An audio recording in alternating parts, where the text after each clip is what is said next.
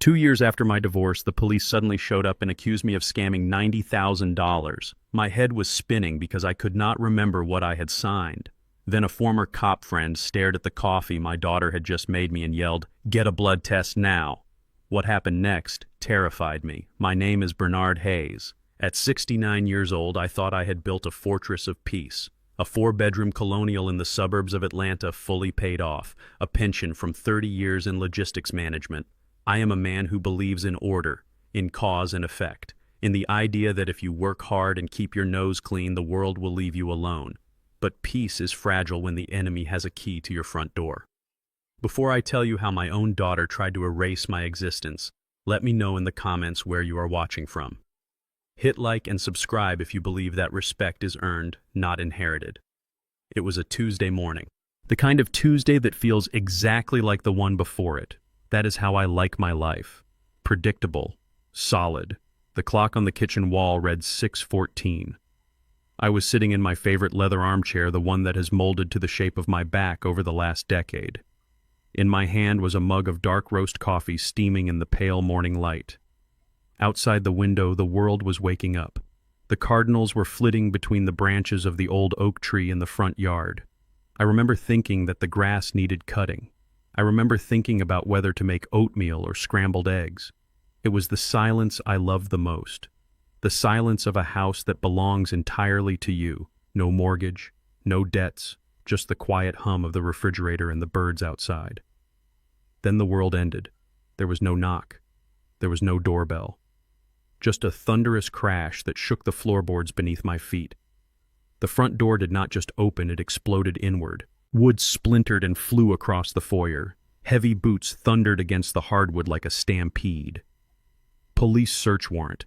Get on the ground now!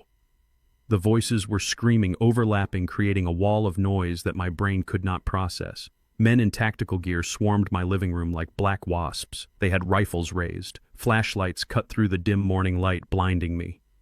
I did not even have time to put my mug down. It fell from my hand, shattering on the floor. Hot coffee splashed across the Persian rug my late wife Esther had picked out 3 years ago. Before I could even stand up, a gloved hand grabbed my shoulder and spun me around. "Get down! Hands behind your back!" A boot pressed my cheek into the wet wool of the rug. The smell of stale coffee and gun oil filled my nose.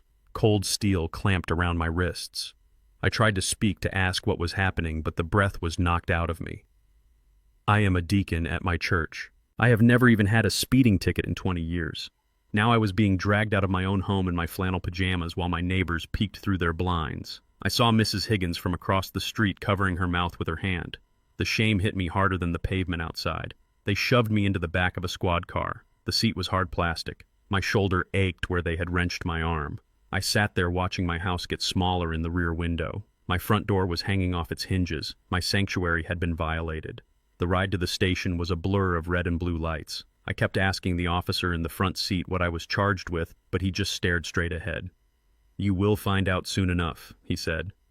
The interrogation room was exactly like you see on TV. Cold, gray, a stainless steel table bolted to the floor, a two-way mirror that hummed with quiet menace. I sat there for an hour shivering in my pajamas before a detective walked in. He was a young man, maybe in his 30s, with tired eyes and a coffee stain on his tie. He tossed a file folder onto the table. It landed with a heavy slap. "Mr. Hayes," the detective said, sitting down.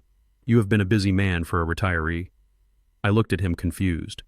"I do not understand. Why did you break down my door? I have done nothing wrong." He laughed, but there was no humor in it. "Small business administration fraud, wire fraud, identity theft. You applied for 3 separate relief loans for a consulting business that does not exist. $90,000 deposited into an account in your name and then withdrawn in cash." I felt the blood drain from my face. "That is impossible," I said. My voice sounded weak even to my own ears. "I do not have a business. I am retired. I live on my pension and Social Security. Check my records." The detective opened the file. He slid 3 pieces of paper across the metal table. They were loan applications. Complicated forms filled out in blue ink. And there at the bottom was my signature. I stared at it. I wanted to say it was a forgery. I wanted to say it was a fake. But I know my own hand. I know the way I loop the bottom of the letter B. I know the sharp cross I make on the letter H. It was my signature. I did not sign this, I whispered. My hand started to shake. I swear to God I did not sign this. The detective leaned back, crossing his arms. We have verified the handwriting, Mr. Hayes. But if that is not enough for you, maybe this will refresh your memory. He turned a laptop computer around so I could see the screen. He pressed play. It was surveillance footage from a bank. The date stamp in the corner was from 3 weeks ago. I watched in horror as a man walked into the frame. He was wearing a gray cardigan. He walked with a slight limp in his left leg, just like I do when it rains. He walked up to the teller window. It was me. I watched myself on that screen. I watched myself hand a slip to the teller. I watched myself accept a thick envelope of cash. I watched myself put it in my jacket pocket and walk out. I sat there in the interrogation room, unable to breathe. I had absolutely no memory of that day. None. I remembered watching football that Sunday. I remembered going to the grocery store on Tuesday. But that Monday in the video was a black hole. It was like watching a ghost wearing my skin. Am I going crazy, I thought. The fear was colder than the handcuffs. Is this how it starts? Do you just lose pieces of yourself until there is nothing left? The detective saw the look on my face. He probably saw guilt, but it was terror.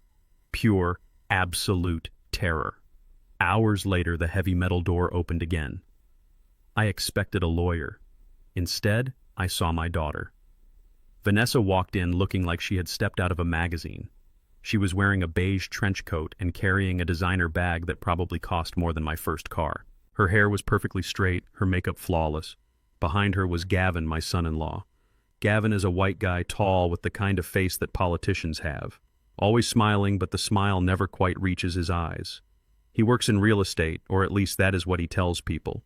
He walked in with that confident stride of a man who thinks he owns every room he enters. Daddy Vanessa cried out, rushing over to hug me. "Oh my God, are you okay? We were so worried." She smelled of expensive perfume and rain. For a second, I wanted to melt into the hug.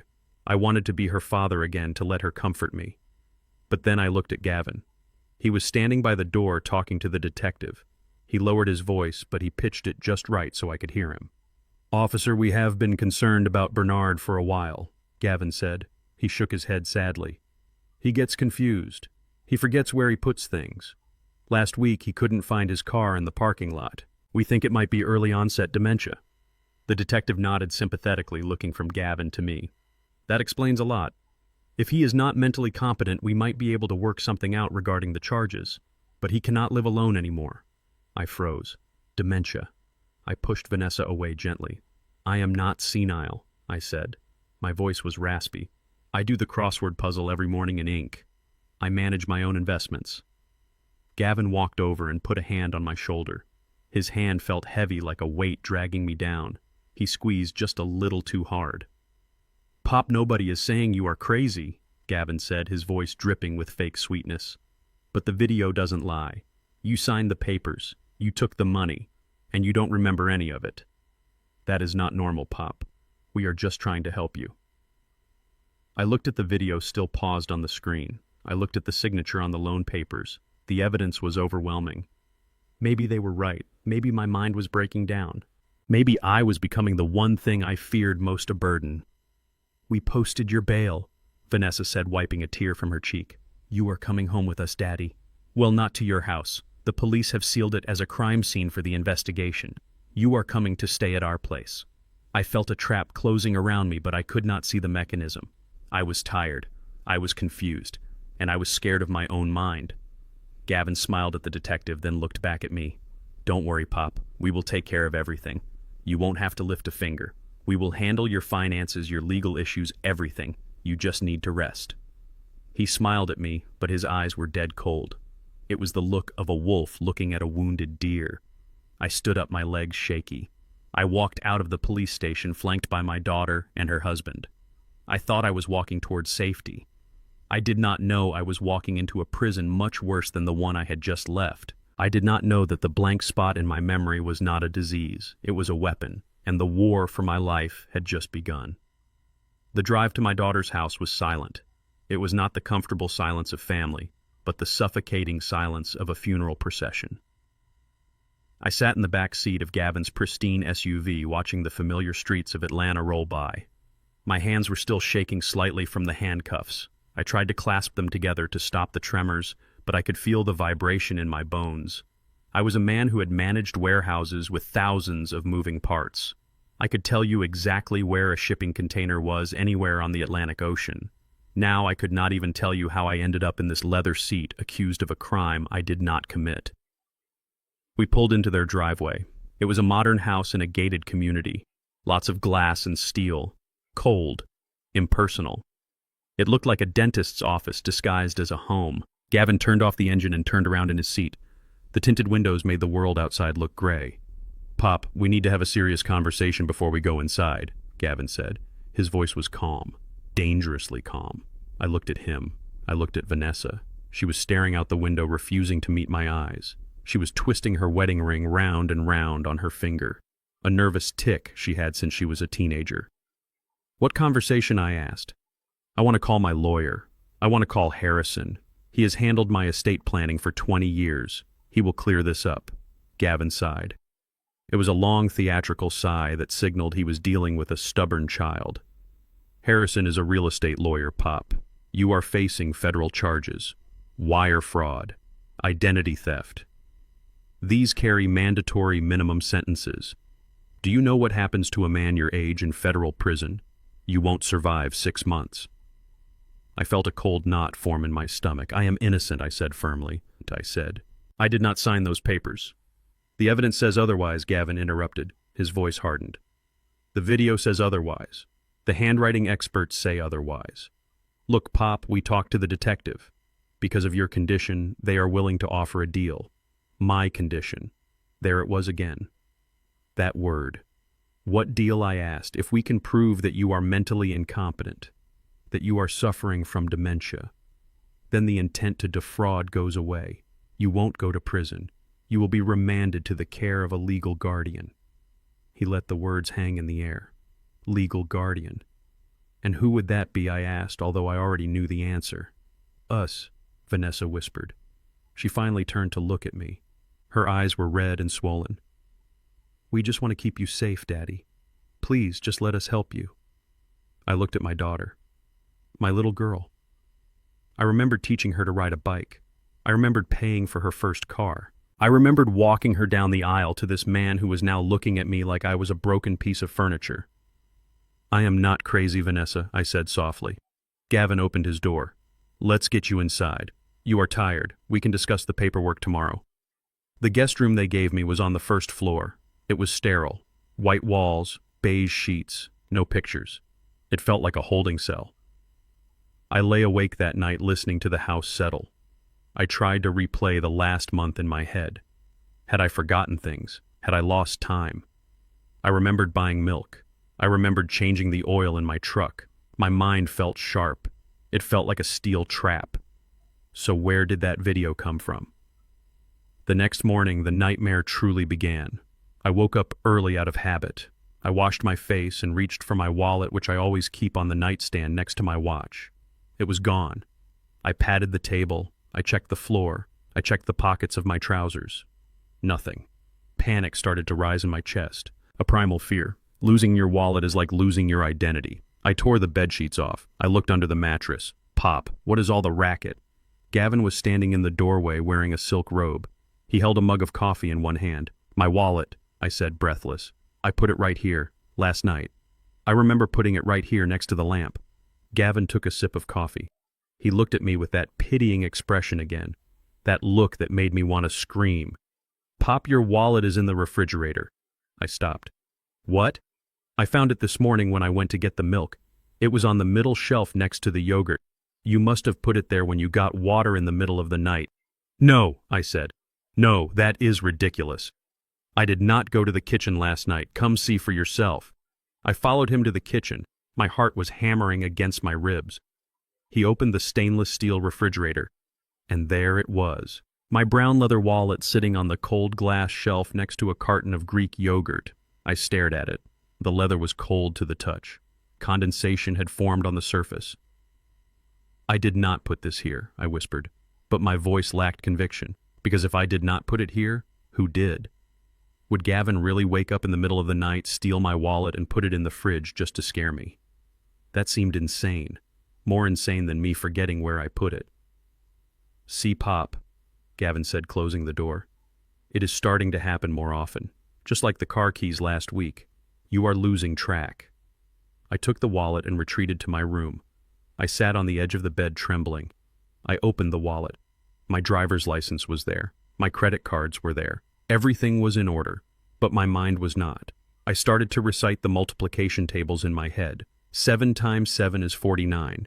8 times 8 is 64. I recited the names of all the U.S. presidents in reverse order.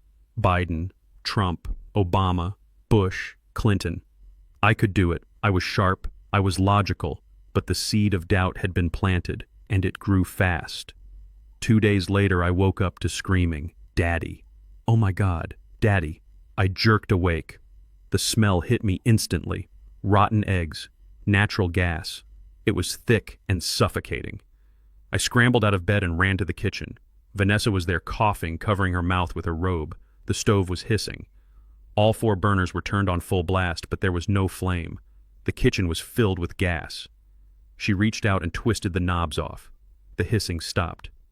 "Are you trying to kill us?" she screamed. She was crying hysterically. I stood there barefoot on the cold tile. I didn't... "You were in here 5 minutes ago," Gavin yelled, coming down the stairs. He grabbed Vanessa, pulling her away from the kitchen. "I heard you walking around. I thought you were just getting water." I looked at the stove. I looked at my hands. They were trembling. Had I walked in here? Had I turned the knobs? I had no memory of it. Absolutely none. But the gas was real. The smell was real. The fear in Vanessa's eyes was real. I could have blown up the whole house. Vanessa sobbed, burying her face in Gavin's chest.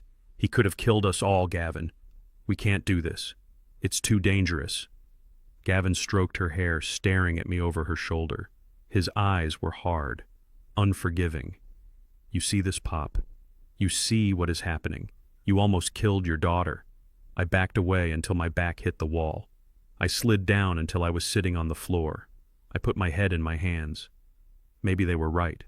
Maybe the stress of the divorce, the retirement, maybe it had broken something inside me. Maybe there was a monster in my brain taking over when I slept. "I am sorry," I whispered. "I am so sorry." Gavin walked over and knelt down in front of me. He did not touch me. He just looked at me like I was a broken machine that needed to be scrapped. "We can't wait for the court date, Pop. We need to secure the guardianship now. For your safety. For our safety. I have the papers ready." I nodded slowly. I felt defeated. I felt hollow. If I was a danger to my family, I had to be stopped. Let me just call Harrison," I said, weak. "I just want him to look over the papers. Just for peace of mind." Gavin's face didn't change. He stood up and extended a hand to help me up. "Sure, Pop. You call whoever you want." I went back to my room. My hands were shaking so bad I could hardly hold my cell phone. I found Harrison's number in my contacts. I pressed call. There was no ringing, just a sharp beep and a recorded voice. "This call cannot be completed as dialed. Access to this number is restricted by the account holder." I frowned.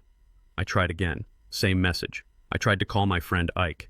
Restricted. I tried to call the local bakery where I order my Sunday rolls. Restricted. I looked at the signal bars. Full service. I went into the settings. Parental controls were active. My blood ran cold.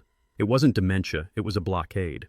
I walked to the bedroom door. Gavin was standing there, leaning against the door frame. He was picking a piece of lint off his cashmere sweater. "The phone isn't working," I said. My voice was steady now. The logistics manager was coming back online. "I know," Gavin said. "We put you on our family plan this morning to simplify the billing, and we activated the safety features, to prevent you from making calls you might forget or falling for scams. Scammers love targeting seniors with cognitive issues." "Pop," he smiled. It was the smile of a man who held all the keys. "But I need to call my lawyer," I said, stepping forward. "You don't need a lawyer, Bernard. You have family." He stepped into the room and closed the door behind him. He did not lock it. He didn't have to. "Vanessa is making breakfast," he said. "Oatmeal and coffee. You should eat. We have a notary coming at noon." He turned and walked away. I stood in the center of that white room holding my useless phone. The smell of gas was gone, replaced by the smell of bacon and fresh coffee. but the air felt heavier than before. I walked to the window. It was locked. A child safety lock had been installed on the frame. I looked out at the manicured lawn. I was a prisoner, and the terrifying part was not that I was losing my mind. The terrifying part was that I was the only one who knew I wasn't. They were gaslighting me. They were erasing Bernard Hayes the man and replacing him with Bernard Hayes the patient. And they were doing it with a smile. I looked at the reflection in the window, an old man in pajamas, gray hair, tired eyes. I looked weak. But deep down in the center of my chest, a small ember of anger began to glow. It was the anger of a man who had worked 40 years on the docks, a man who had survived layoff strikes and storms. I put the phone in my pocket. "Fine," I whispered to the empty room.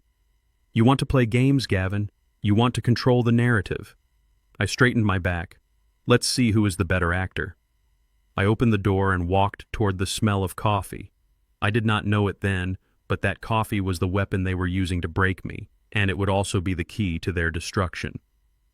I walked into the kitchen and saw Vanessa pouring a steaming dark liquid into a mug. "Here, Daddy," she said, wiping her eyes. "I made it just how you like it, with a little extra vanilla to help you relax." I took the cup. The warmth seeped into my cold hands. "Thank you, sweetheart," I said. I raised the cup to my lips. Gavin was watching me from the table. He was reading the sports section, but his eyes were fixed on me. He was waiting for me to drink. I took a sip. It was bitter. But under the bitterness and the vanilla, there was something else. A metallic tang. Something wrong. I swallowed it anyway, because for now I had to be the sheep. But the wolf inside me was waking up. The occupation of my home happened with military precision. It was not a move-in. It was a hostile takeover disguised as a family reunion. By the third day, my house no longer felt like mine. It felt like a stage set where I was a prop that needed to be managed, moved, and occasionally dusted off. Gavin did not ask to use my study. He simply annexed it. That room was my sanctuary. It was where I kept 30 years of logistics logs, my collection of vintage naval compasses, and the framed photo of Esther from our honeymoon in Savannah. It smelled of lemon polish and old paper. It was a space of quiet contemplation. I stood in the hallway watching Gavin carry a box of his things inside. He had already cleared my desk. My naval compasses were shoved into a cardboard box on the floor labeled miscellaneous. In their place sat a sleek dual monitor setup and a Newton's cradle that clicked incessantly. "Careful with that box," I said, my voice sounding thin. "Those compasses are antiques." Gavin looked up. He did not stop unpacking. He just flashed that blinding politician smile. "Don't worry, Pop. We are just making space. You don't need all this clutter anymore. A clear space equals a clear mind. That is what the doctor said. Right, we need to reduce your cognitive load." Cognitive load. That was his new favorite phrase. Everything I owned was a cognitive load. My books were a load. My tools in the garage were a load. My memories were a load. He was stripping my life down to the studs, claiming he was doing it to save the structure, but I knew he was just selling off the copper wiring. I wanted to walk in there and throw his computer out the window. I wanted to grab him by his cashmere collar and drag him out of my house, but I couldn't. My legs felt heavy. My thoughts were swimming through molasses. It was the coffee. Every morning began the same way, the ritual of the golden cage. I would wake up feeling groggy but relatively clear-headed. I would wash my face, look in the mirror, and tell myself that today I would fight back. Today I would walk out the front door and go straight to the police station. Today I would find a way to call Ike. Then I would walk into the kitchen. Vanessa would be there. She looked like the perfect daughter. She wore crisp aprons and hummed gospel tunes while she cooked. The smell of bacon and eggs filled the air, masking the underlying scent of betrayal. "Good morning, Daddy," she would say. Her voice was bright, too bright, like a fluorescent light in a hospital. "Sit down. I made your special blend." She would place the mug in front of me. It was always the same mug. A heavy ceramic one with "World's Best Dad" written on the side. A gift from her 10 years ago. Now it felt like a mockery. The coffee was dark, rich, and it had that faint metallic tang hidden under the vanilla syrup. "I don't want coffee today," I said on the fourth morning. "I will just have water." The kitchen went silent. Vanessa stopped whisking the eggs. Gavin lowered his tablet. They looked at each other. A silent communication passed between them, a frequency only predators could hear. "Daddy, you have to drink it." Vanessa said, turning to me. Her smile was gone, replaced by a look of deep concern. It has your supplements in it, the ones for your memory. If you don't take them, you get confused. Remember the gas stove? Remember the wallet in the fridge? I did not put the wallet in the fridge, I said, gripping the table. Gavin stood up. He walked over to the counter and picked up the pill bottle. He shook it. Pop, we are not doing this again, he said. His voice was low, calm, and terrifying. You are sick. We are trying to help you. But if you refuse the medication, if you become difficult, we might have to consider other options. Professional facilities, places with locked doors and orderlies who are not as patient as your daughter. He let the threat hang there. The threat of the asylum, the threat of being stripped of all dignity and thrown into a hole where no one would ever hear me scream. I looked at the mug. I looked at Vanessa. She was pleading with her eyes, but I saw the hardness behind them. She was complicit. She was the one brewing the poison. I picked up the mug. My hand trembled. Fine, I said. I drank. The effects usually started within 20 minutes. First came the tingling in my fingertips, then the heaviness in my eyelids. It was not like being drunk. It was like being detached. My will to resist evaporated. I became suggestible, compliant, a passenger in my own body watching the world through a thick pane of dirty glass. That is when they would go to work. The days blurred together into a gray loop of television shows I didn't watch and meals I didn't taste. But the horror happened in the afternoons. I remember sitting in the living room. The sun was streaming through the sheer curtains, turning the dust motes into dancing gold. I felt peaceful, too peaceful. My head was lolling back against the recliner. Gavin sat on the coffee table in front of me. He was wearing a blue suit. He looked very professional. He was holding a stack of documents. "Pop, can you hear me?" he asked. His voice sounded like it was coming from underwater. "Yes," I mumbled. My tongue felt too big for my mouth. "Good. We just need to take care of some housekeeping," Gavin said. "Just some standard forms for the insurance company, to make sure you are covered. You want to be covered, don't you, Pop?" "Yes," I said. "Covered." "Good." He placed a document on a clipboard and held it in front of me. The text was swimming. I tried to focus. I saw words like transfer and beneficiary and irrevocable, but they floated away before I could catch them. "Just sign here," Gavin said. He pressed a pen into my hand. I looked at the pen. It was a Mont Blanc.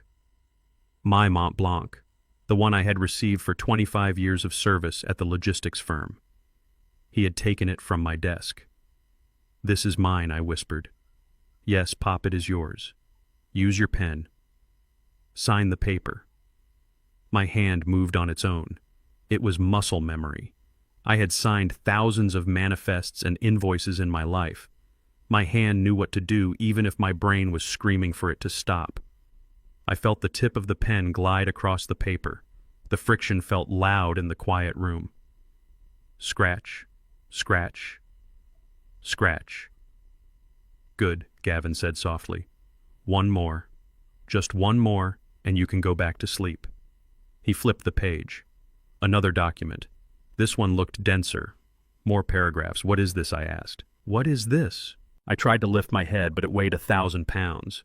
"It is just a formality, Pop, for the taxes. You don't want the IRS coming after Vanessa, do you? You want to protect Vanessa. Protect Vanessa." Yes, that was my job. I was her father. I signed. There were more papers. I signed them all. Each signature felt like I was giving away a piece of my soul. I saw Gavin's face. He was smiling. But it wasn't a smile of affection. It was the smile of a miner who had just struck a vein of gold. "Excellent, Pop. You did great." He pulled the clipboard away. He capped my pen and put it in his pocket. His pocket. "Now rest. Vanessa is making dinner." I closed my eyes. The darkness took me. I woke up with a start. The room was dark. The television was playing a rerun of a sitcom, but the volume was muted. My mouth tasted like cotton and old pennies. My head was pounding, a rhythmic thudding ache behind my eyes. I sat up. The disorientation was intense. I didn't know if it was 8 p.m. or 4 a.m. I looked around. The house was silent. I looked down at my hands. They were resting on my knees. In the blue light of the television screen, something caught my eye. I raised my right hand. I squinted. There on the tip of my right index finger was a smudge. a dark blue smudge. Ink. I rubbed it with my thumb. It didn't come off. It was fresh ink. Fountain pen ink. The memory of the afternoon came rushing back, but it was fragmented, like shards of a broken mirror. Gavin, the clipboard, the words transfer and beneficiary, the feeling of the pen gliding on paper. It wasn't a dream. I brought my hand to my face. I could smell the ink. It was the smell of a contract, the smell of a binding agreement. What did I do? I whispered to the empty room. Oh God, what did I just do? I tried to stand up. My legs were still weak, but the adrenaline was burning through the fog. I had to find out what I had signed. I had to get into the office. I stumbled toward the hallway. The door to the study was closed. I tried the handle. Locked. I rattled it, locked tight. I pressed my ear against the wood. I could hear the faint hum of the computer server inside. Gavin had turned my sanctuary into a vault, and I was on the outside. I went to the kitchen. I needed water. I needed to flush this poison out of my system. I drank 3 glasses of tap water, standing at the sink, gasping for air. Then I saw it. In the trash can. Right on top. I reached in and pulled it out. It was a crumpled piece of paper. Not a document. A practice sheet. It was a piece of notebook paper covered in signatures. My signature. Bernard Hayes. Bernard L. Hayes. B. Hayes. But the handwriting wasn't mine. It was shaky at first, then getting stronger, more confident, more like me. Gavin had been practicing. He had been practicing my signature. But why? If he had me drugged and compliant, why did he need to practice forging my name? Unless I wasn't signing fast enough. Or unless there were documents he couldn't risk showing me even in my drugged state. I looked at the ink on my finger again. Then at the practice sheet. They were not just stealing my money, they were stealing my name. They were building a paper trail so deep and so wide that by the time I dug myself out, I would be buried under a mountain of debt and fraud. I looked up at the ceiling toward the master bedroom where they slept. I could imagine them up there. Gavin probably sleeping soundly, dreaming of boats and vacation homes. Vanessa probably sleeping with the peace of the justified, telling herself she was doing what was necessary. They thought I was broken. They thought I was a senile old man who would drink his special coffee and fade away into the twilight. I crumpled the practice sheet and shoved it deep into the pocket of my pajama pants.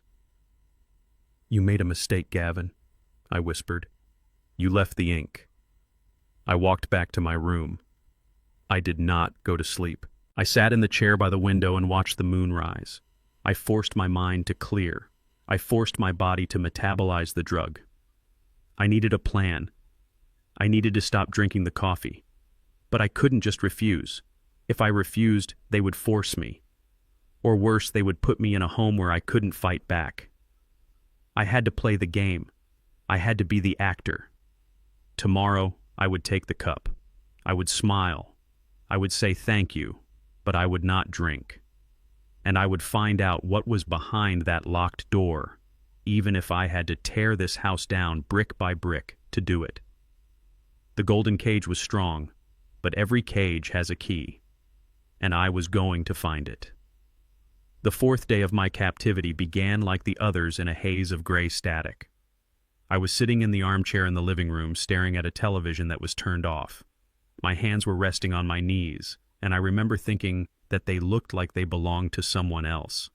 They were thin and trembling. I tried to make a fist, but my fingers would not obey. The drug they were feeding me was efficient. It did not just steal my memory, it stole my will. It made the distance between a thought and an action feel like a canyon I could not cross. Gavin was in the kitchen on a conference call. I could hear his voice booming, confident and full of lies. He was selling a house, maybe my house. Maybe he was selling my life piece by piece. Vanessa was upstairs. The house was quiet except for the hum of the refrigerator and the ticking of the grandfather clock in the hall. Then the doorbell rang. It was a sharp, jarring sound that cut through the fog in my brain. We never had visitors. Since I had moved in, the only people who came to the door were delivery drivers bringing packages for Vanessa. I heard Gavin stop talking. I heard his heavy footsteps moving quickly across the hardwood floor toward the foyer. He was moving with urgency. He did not want anyone to see me. He did not want anyone to see the shell of Bernard Hayes. I tried to turn my head. I wanted to see who was there. I heard the front door open. "Can I help you?" Gavin asked. His voice was cold. It was his gatekeeper voice. "I am here to see Bernie." The voice was deep, gravelly, and familiar. It vibrated in my chest. It was a voice from my past.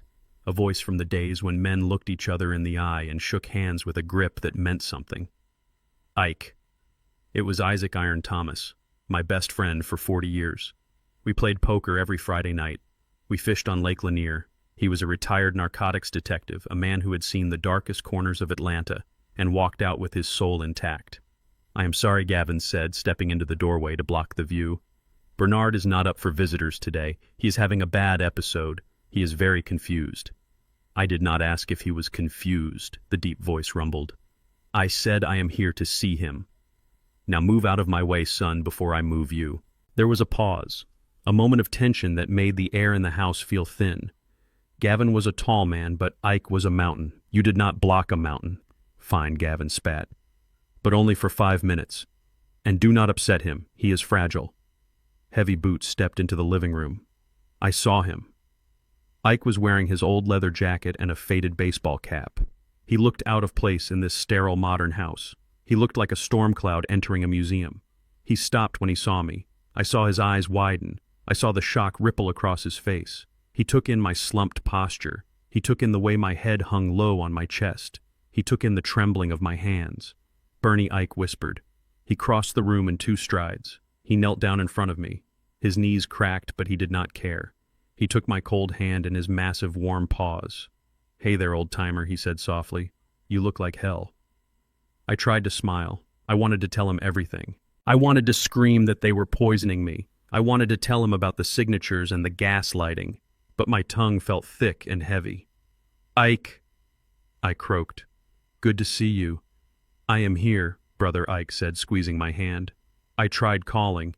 "Your phone is disconnected." "Broken," I whispered. "My phone is broken." I felt Gavin looming over us. He was standing right behind Ike, listening to every word, monitoring the transmission. "We had to change his number," Gavin said smoothly. "He was getting confused, dialing wrong numbers, calling strangers at 3 in the morning. It was for his own protection." Ike did not turn around. He did not even acknowledge Gavin's presence. He kept his eyes locked on mine. He was scanning my face. He was looking at my pupils. He was looking at the sweat on my forehead. He was doing what he had done for 30 years on the force. He was reading the crime scene. Vanessa walked into the room. She was carrying a silver tray. The smell of vanilla and coffee drifted ahead of her. "Uncle Ike," she chirped. "What a surprise. We did not know you were coming." "I was in the neighborhood," Ike said. He finally released my hand and sat back on his heels. "Well, since you are here, you can have coffee with Daddy," Vanessa said, smiling. She set the tray down on the coffee table. There were 2 mugs, one for me, one for Ike. "I made Daddy's special blend," she said, picking up the mug with the world's best dad slogan. "Here you go, Daddy. Drink up while it is hot." She held the mug out to me. Her hand was steady. Her smile was fixed. I looked at the dark liquid. I knew what was in it. I knew that if I drank it, the little clarity I had would vanish. I would slide back into the darkness. "I don't want it," I mumbled. "Come on, Daddy," Vanessa coaxed, pushing the mug into my hand. "You need your energy. You know how grumpy you get without your coffee." She forced my fingers around the handle. I held it. It was heavy. Ike watched this interaction. He watched Vanessa's insistence. He watched the way Gavin shifted his weight nervously. He watched the steam rising from the cup. "What kind of blend is that?" Ike asked casually. "Smells sweet." "Just a hazelnut roast," Vanessa said quickly. "Daddy loves it." Ike leaned forward. He sniffed the air. He frowned. It was a micro-expression, one that would have been invisible to anyone else. But I knew Ike. I knew that frown. It meant he smelled a rat. "You look thirsty," Bernie Ike said, "but you are shaking like a leaf. Let me help you with that." Ike reached out. I thought he was going to steady my hand. Instead, his thick arm bumped against my wrist.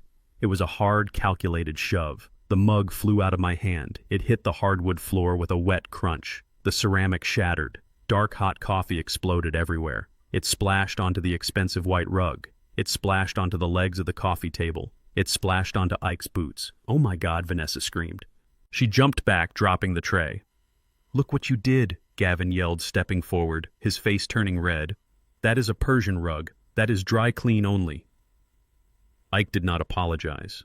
He did not look embarrassed. He looked focused. "My clumsiness," Ike said calmly. "I am getting old too, I guess. Sorry about the rug." He pulled a large white handkerchief from his back pocket. He bent down. "Let me clean that up," Ike said. "No, leave it," Vanessa shrieked. Her voice was too high, too panicked. "Just leave it. I will get the maid. Don't touch it." She was terrified. Why was she terrified of a spill? Ike ignored her. He wiped the floor. He soaked up the dark liquid with his white handkerchief. He was thorough. He wiped up a puddle near the table leg. But he did not throw the handkerchief in the trash. I watched him. In one smooth motion, he balled up the soaked coffee-stained cloth and shoved it deep into his jacket pocket. He stood up. Gavin saw it too. I saw the realization hit Gavin's eyes. He knew. He knew that Ike had just collected a sample. "I think you should leave," Gavin said. His voice was trembling with rage. "You are upsetting Bernard. You are making a mess. Get out. Now." Ike looked at Gavin. He stood to his full height. He towered over my son-in-law. "I am leaving," Ike said. He turned back to me. He put his hand on my shoulder again. He leaned in close. He smelled of tobacco and rain and safety.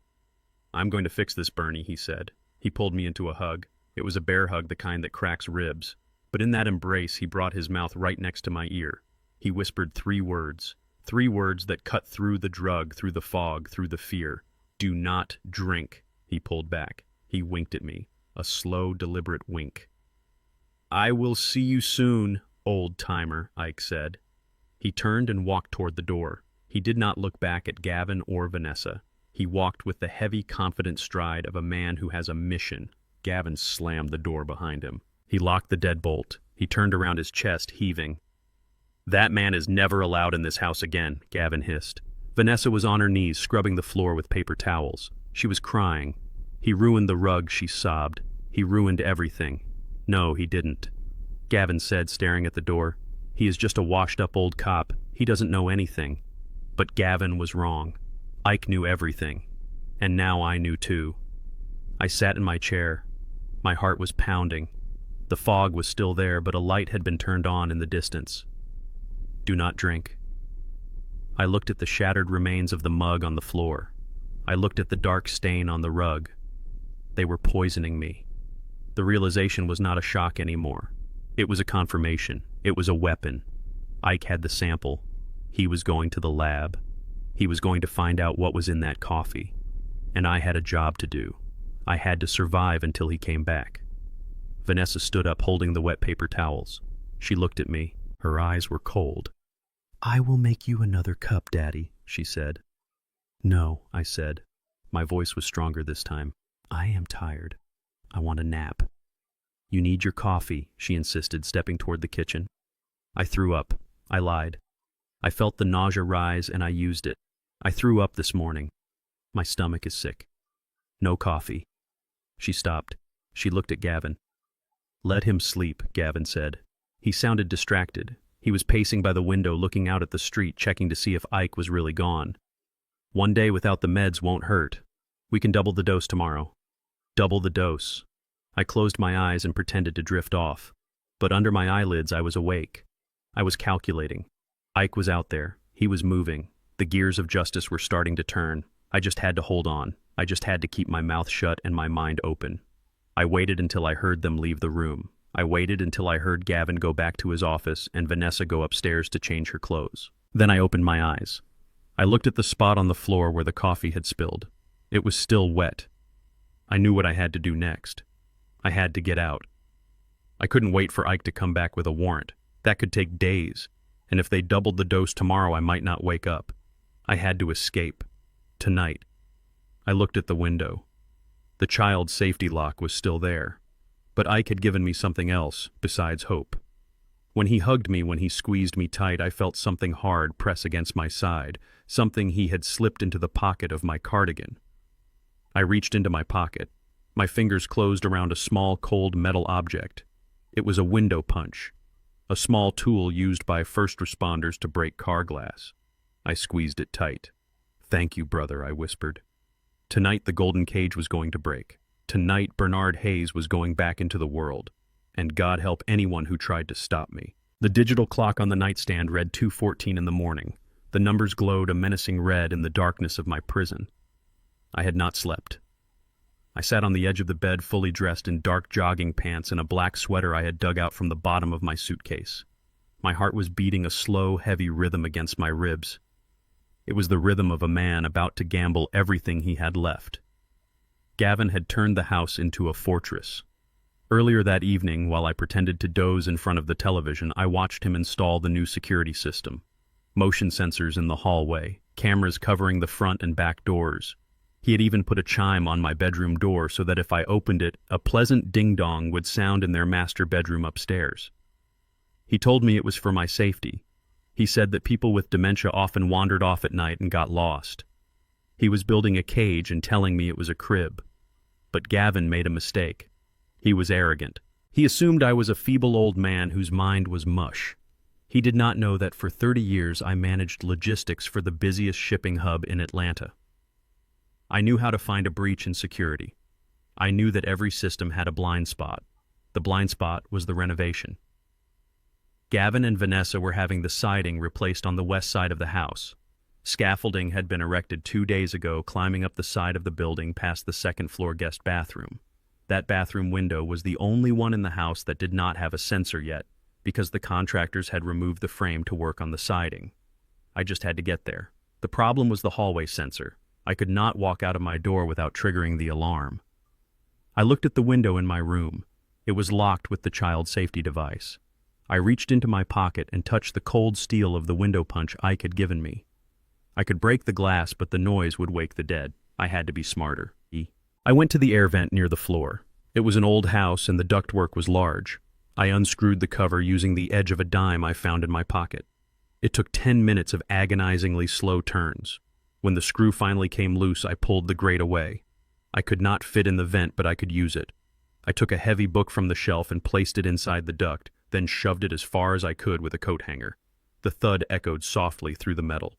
Upstairs, I heard a noise, footsteps, then the sound of the heating system groaning. The sensor in the hall blinked yellow. It was confused by the vibration in the floor. I waited. 1 minute, 2 minutes. I opened my door. The chime did not sound. The vibration from the ductwork had interfered with the magnetic contact just for a second, or maybe God was just looking out for me. I slipped into the hallway. It was a tunnel of shadows. I moved like a ghost. I did not walk on the balls of my feet like they show in movies.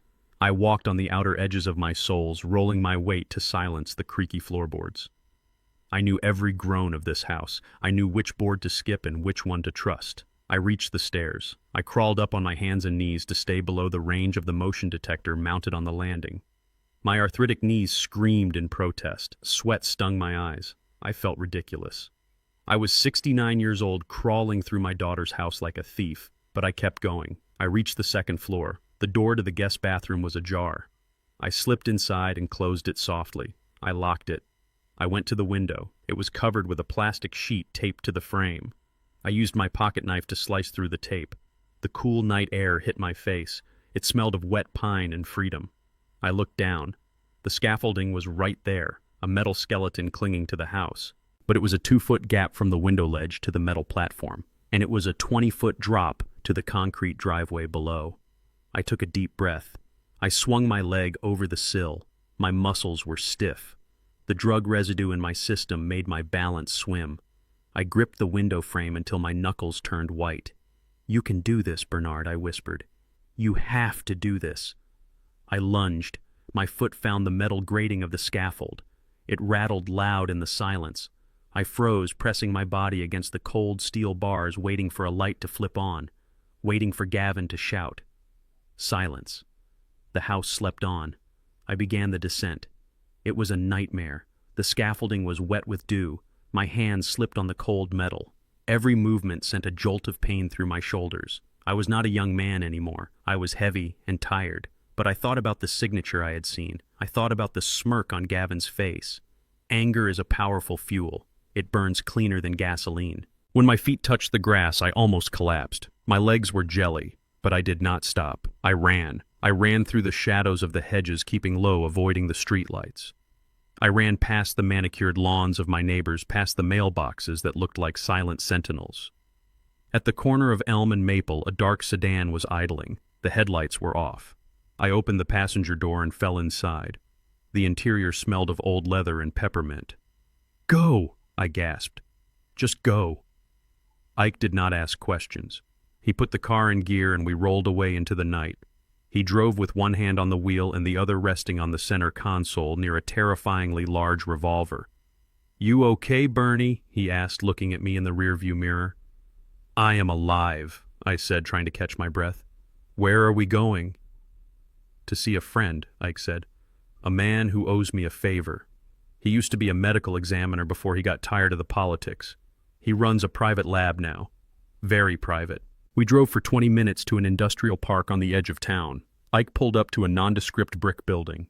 A light was on in the back. Inside, it smelled of antiseptic and ozone. A man in a white lab coat was waiting. He didn't introduce himself. He just pointed to a chair. "Arm," he said. He drew 3 vials of blood. He took a clipping of hair from the nape of my neck. He took a urine sample. "Wait here," the man said. Ike handed me a bottle of water. "Drink," he said. "Flush that poison out." We sat in silence for an hour. The only sound was the hum of the centrifuge and the ticking of a clock on the wall. I looked at my hands. They were covered in rust from the scaffolding. I felt dirty. I felt violated. The man came back with a printout. He looked grim. "You are lucky to be walking," he said. "What is it?" I asked. He pointed to the first line on the chart. "Scopolamine, high concentration. It is a deliriant. It makes you docile, compliant, and causes anterograde amnesia. You can't form new memories. You do whatever you are told." I nodded. That explained the signatures. That explained the feeling of floating. "But that is not the worst part," the man said. He pointed to the second line. "Arsenic." The room went cold. "Arsenic," I repeated. "Chronic low-dose exposure," the man explained. "It accumulates in the system. It causes confusion, muscle weakness, nerve damage, and eventually heart failure. It mimics the symptoms of natural aging or dementia perfectly. If you had died a week from now, a coroner would have looked at your age and your medical history and signed the death certificate as natural causes." I felt like I had been punched in the gut. "They are not just stealing from me," I whispered. "They are killing me." Ike slammed his fist onto the metal table. The sound was like a gunshot. "That is it," Ike growled. He stood up, his face dark with rage. "We are going to the police. Right now. We have the blood work. We have the testimony. I will kick Gavin's door down myself and drag him out by his hair." I sat there staring at the paper. I saw the chemical formula of my own murder. I saw the calculated cruelty of my own daughter. She poured the coffee. She added the vanilla to hide the bitter taste of the arsenic. She kissed my cheek while she handed me death in a mug. "No," I said. Ike looked at me like I was crazy. "No. What do you mean, no, Bernie? They are trying to murder you. If we go to the police now," I said, my voice steadying, "Gavin will have an explanation. He will say I took the pills myself. He will say I am suicidal. He has the power of attorney. He has the doctor's report saying I am incompetent. A good lawyer will get this thrown out or dragged on for years. And Vanessa, she will play the victim. She will say she didn't know." "So what do we do?" Ike demanded. "We can't let you go back there." "I am going back," I said. Ike stared at me. "You are out of your mind. If you go back, you are dead." "No," I said. "Because now I know I won't drink the coffee. I will pour it in the plant. I will hide the pills." "But why?" Ike asked. "Why risk it?" "Because I need them to finish the job," I said. "I need them to think they have won. I need Gavin to sell the house. I need him to transfer the money. I need absolute, undeniable proof that this was a conspiracy to commit fraud and murder. I don't want them to get a plea deal. I want them to go to prison for the rest of their lives." I stood up. My legs were still shaking, but not from fear anymore. From resolve. "Take me back, Ike. Before the sun comes up." The ride back was silent. The weight of the truth filled the car. My daughter wanted me dead. The child I held in my arms, the woman. I walked down the aisle. She decided that my life was worth less than a few mortgage payments and a country club membership. Ike stopped the car a block away from the house. "Here," he said, handing me a small black device. It was a digital voice recorder. "Tape it under the bed," Ike said. "Tape it under the dining table. Get them on tape admitting it. And take this." He handed me a burner phone. "Hide it well," Ike said. "If you miss a check-in at noon every day, I am coming in with the SWAT team." "Understood. Understood." I walked back to the house. The sky was turning gray in the east. The birds were starting to sing. It seemed cruel that the world could be so beautiful when my life was so ugly. I climbed the scaffolding. It was harder going up. My muscles burned. I slipped twice, scraping my shin against the metal, but I pulled myself up. I climbed through the window. I taped the plastic sheet back over the frame. I locked the door. I crept down the stairs, avoiding the creaky steps. I slipped back into my room. I put the vent cover back on. I hid the recorder inside the lining of my suitcase. I hid the phone inside a pair of rolled-up socks. I got into bed. The sheets were cold. 10 minutes later, I heard the alarm on the phone upstairs go off. I heard Gavin's footsteps. I closed my eyes. I slowed my breathing. The door opened. Gavin peeked in. He checked to see if his prisoner was still there. I lay still, letting out a soft snore. He closed the door. I opened my eyes and stared at the ceiling. "Good morning, Gavin," I thought. "Today is the first day of your funeral." I lay there waiting for the sound of Vanessa in the kitchen, waiting for the smell of coffee. I was entering the lion's den, but this time I was not a lamb. I was the hunter, and I would not rest until the trap was sprung. The game had changed, and they had no idea who they were playing against. The sound of water running in the master bathroom upstairs was the only clock I needed. It was 6:15 in the morning.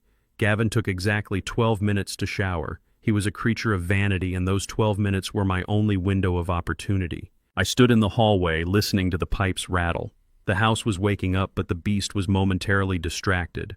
I had returned from my night run with Ike just 20 minutes ago. My legs were burning from the climb back up the scaffolding, and my heart was hammering a frantic rhythm against my ribs. But I could not rest. The blood test results were burning a hole in my mind. Arsenic. Scopolamine. They were poisoning me. But why? That was the question that haunted me. Greed is a powerful motivator, but murder is a desperate act. The $90,000 from the SBA loan was a lot of money, but it was not murder money. Not for a man like Gavin, who drove a Porsche and wore Italian suits. There had to be something else, something bigger. I looked at the door to my study. Gavin had annexed it, claiming it as his command center. Usually he kept it locked, but this morning in his arrogance he had left the door ajar. Why would he lock it? He thought I was asleep in my room, drooling on my pillow, a senile old man waiting for his morning dose of poison. I pushed the door open. The hinges were well oiled. I had oiled them myself 3 years ago. It was one of the few things in this house that still remembered my touch.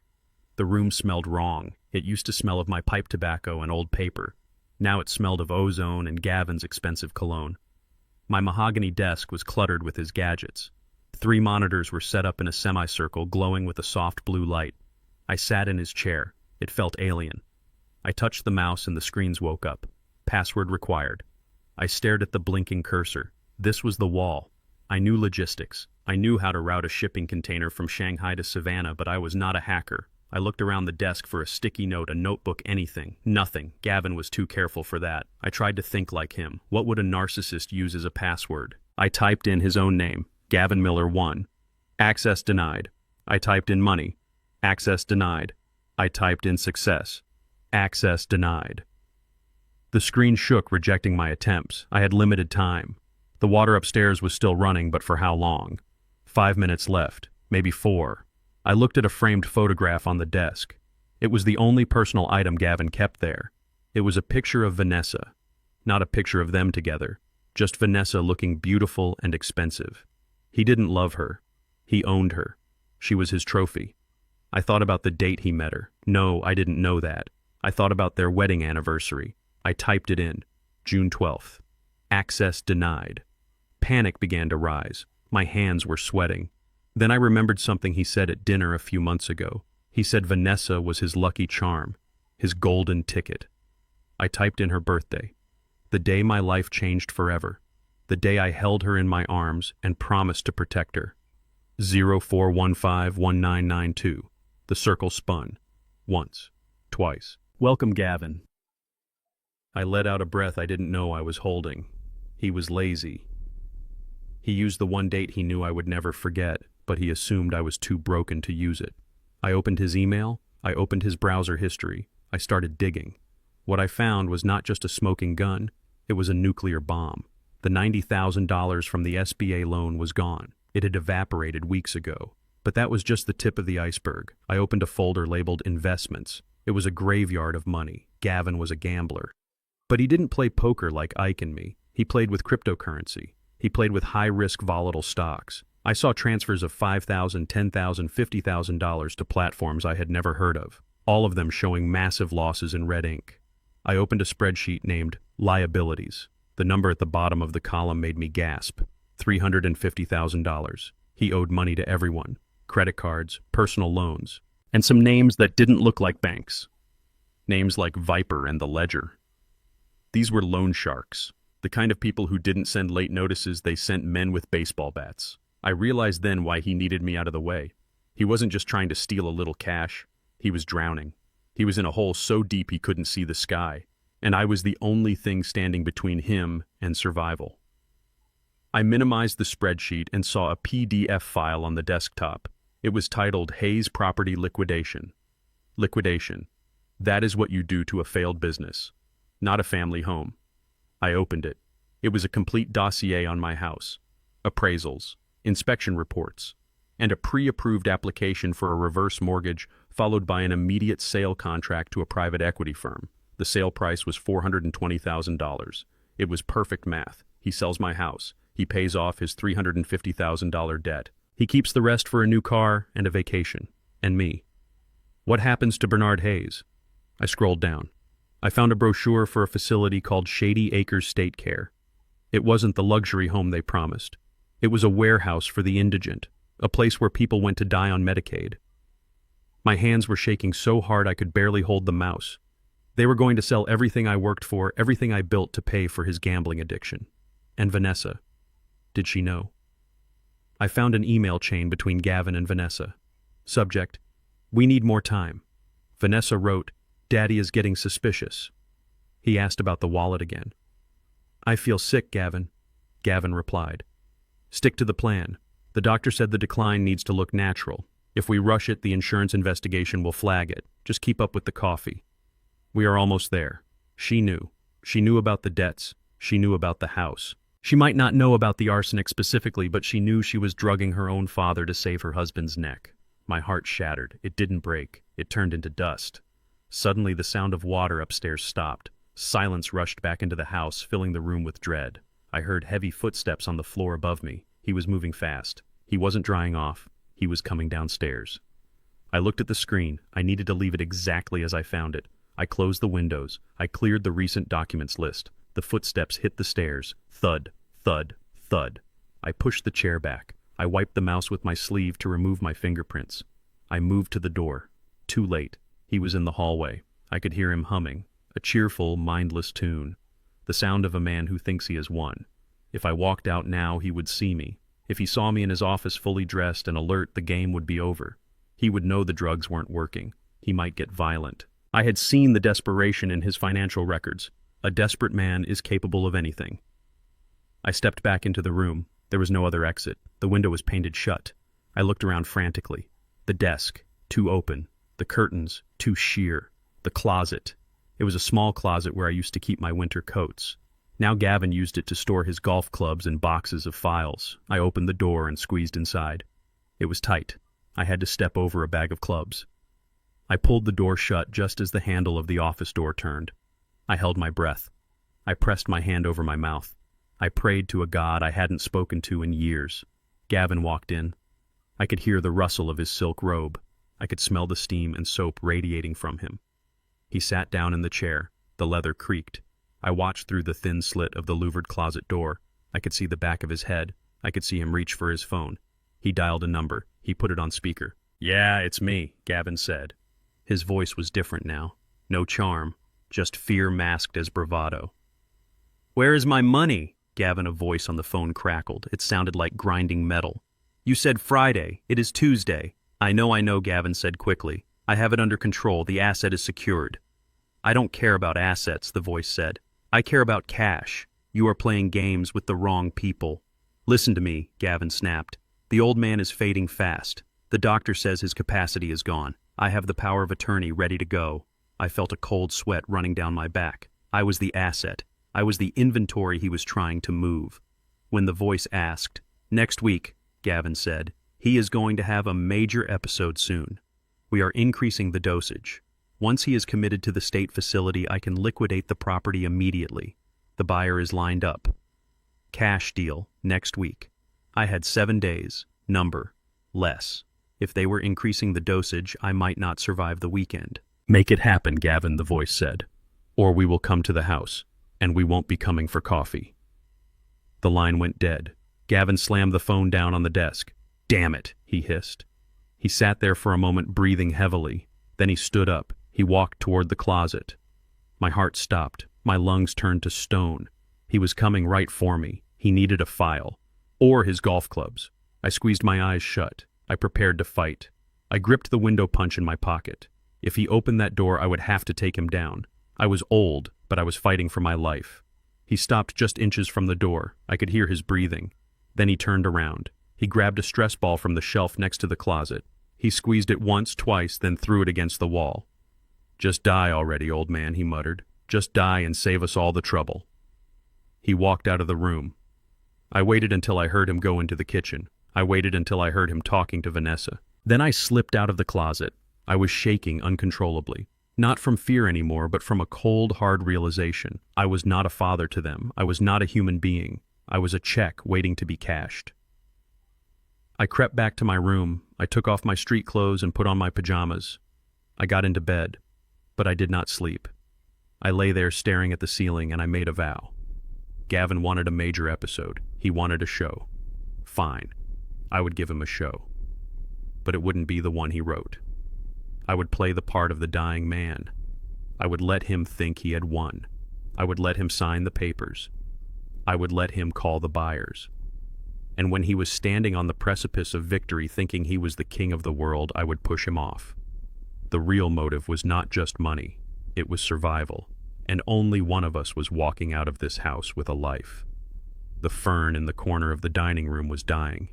Its leaves were turning a sickly yellow and curling at the edges. That was my fault. For the past 2 days, that plant had been drinking my morning dose of arsenic and scopolamine.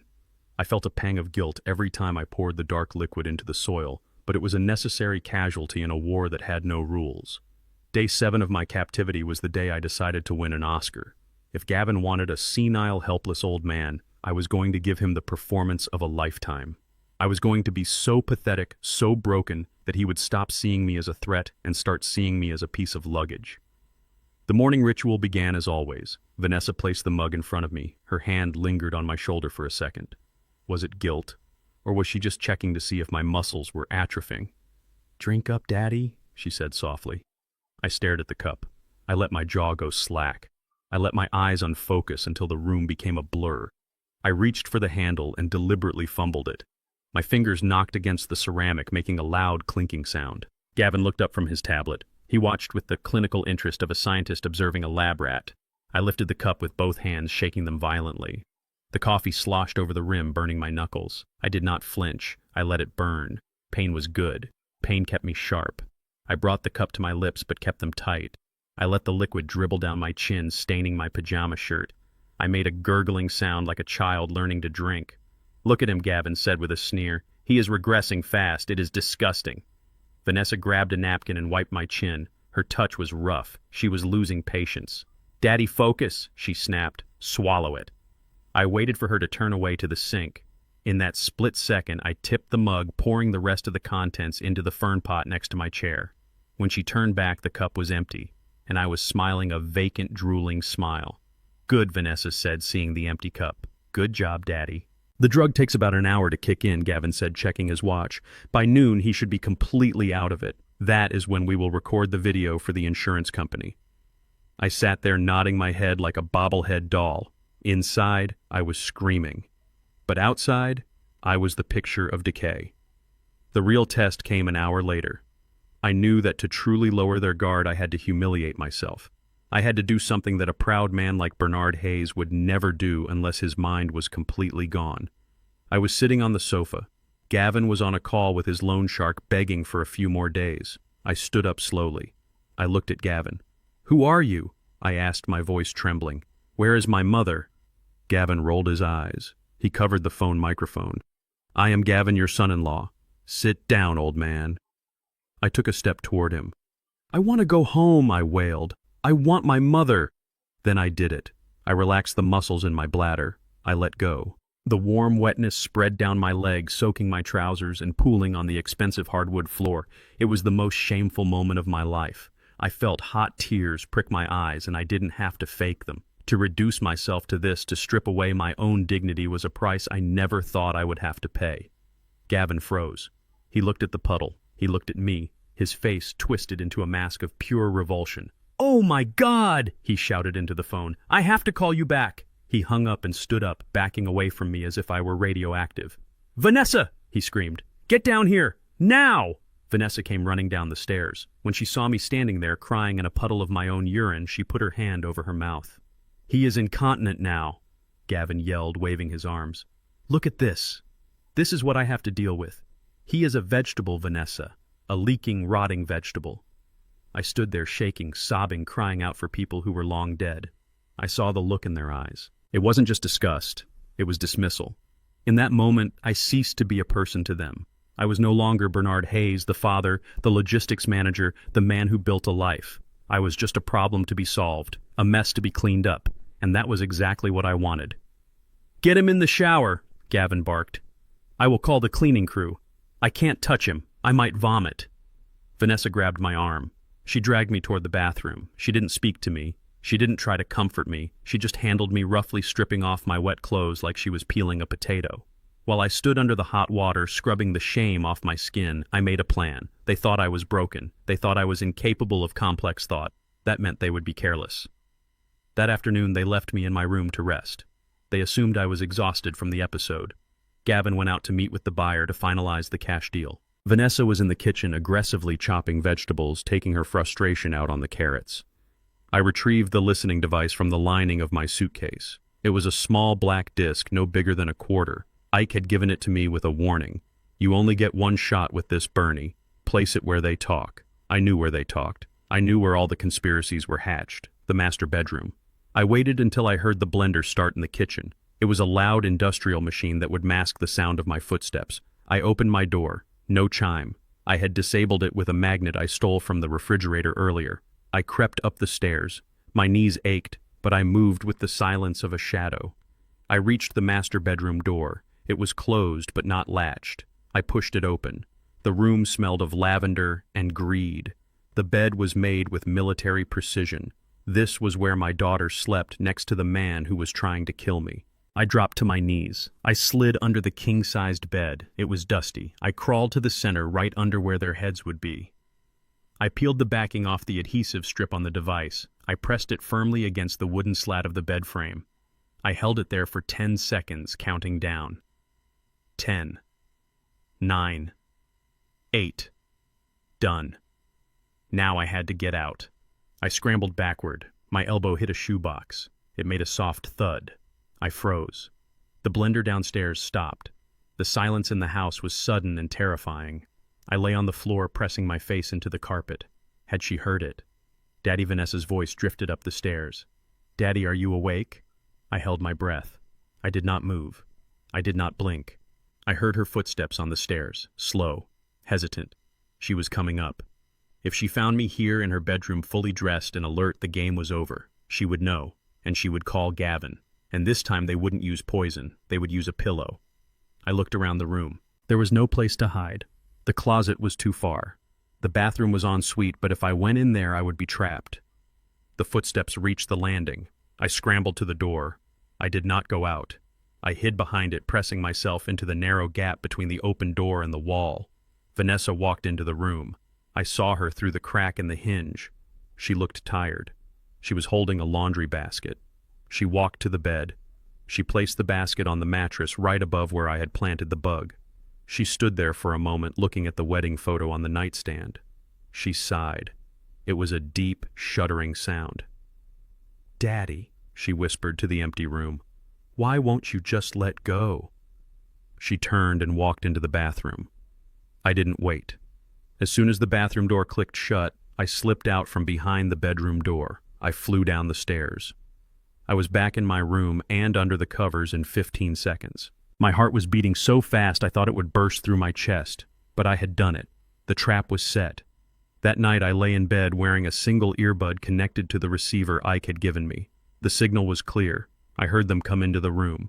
I heard the rustle of clothes. I heard the bed springs creak as they lay down. So is it done? Gavin asked. His voice was muffled by a pillow, but I could hear every word. Yes, Vanessa said. I gave him a double dose with dinner. He was practically comatose when I put him to bed. He didn't even know his own name. Good, Gavin said.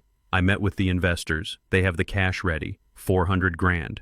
We signed the papers on Friday. Then we put him in Shady Acres on Monday. Vanessa was silent for a long time. I could hear her breathing. It was shallow. Gavin, she said finally. Her voice was small, like a little girl's. Is Shady Acres... is it nice? The brochure looked okay, but I read some reviews online. They said patients get bed sores. They said the staff is abusive. Gavin snorted.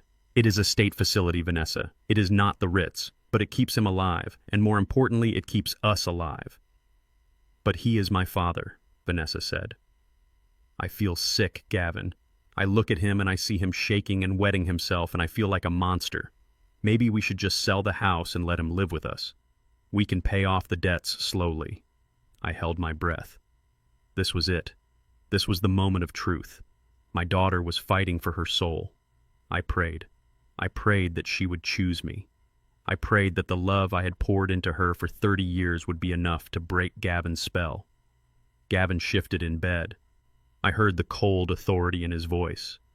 Listen to me, Vanessa. There is no slowly. If I don't pay Viper by Friday, they are not going to send a collection letter. They are going to break my legs. And then they are going to come for you. Do you understand? He paused, letting the fear sink in. We are underwater, Vanessa. We are drowning. Your father is an anchor. We cut the rope or we both sink. Those are the options. But he loves me, Vanessa sobbed softly. He doesn't even know who you are anymore. Gavin lied. His brain is mush. He is gone, Vanessa. The man you knew is dead. We are just dealing with the body. He is not dead, I screamed in my head. I am right here, listening to you bury me. Now Gavin continued, his voice softening into that manipulative sweetness. You have a choice. You can keep crying about an old man who has lived his life. Or you can think about our future. Think about the villa in Florida I promised you. Think about the boat. Think about never having to work again. He leaned closer to her. I could hear the friction of the sheets. So tell me, Vanessa, do you want to be homeless on the street with a senile old man? Or do you want to live in a mansion in Florida sipping cocktails by the pool? Choose. Right now.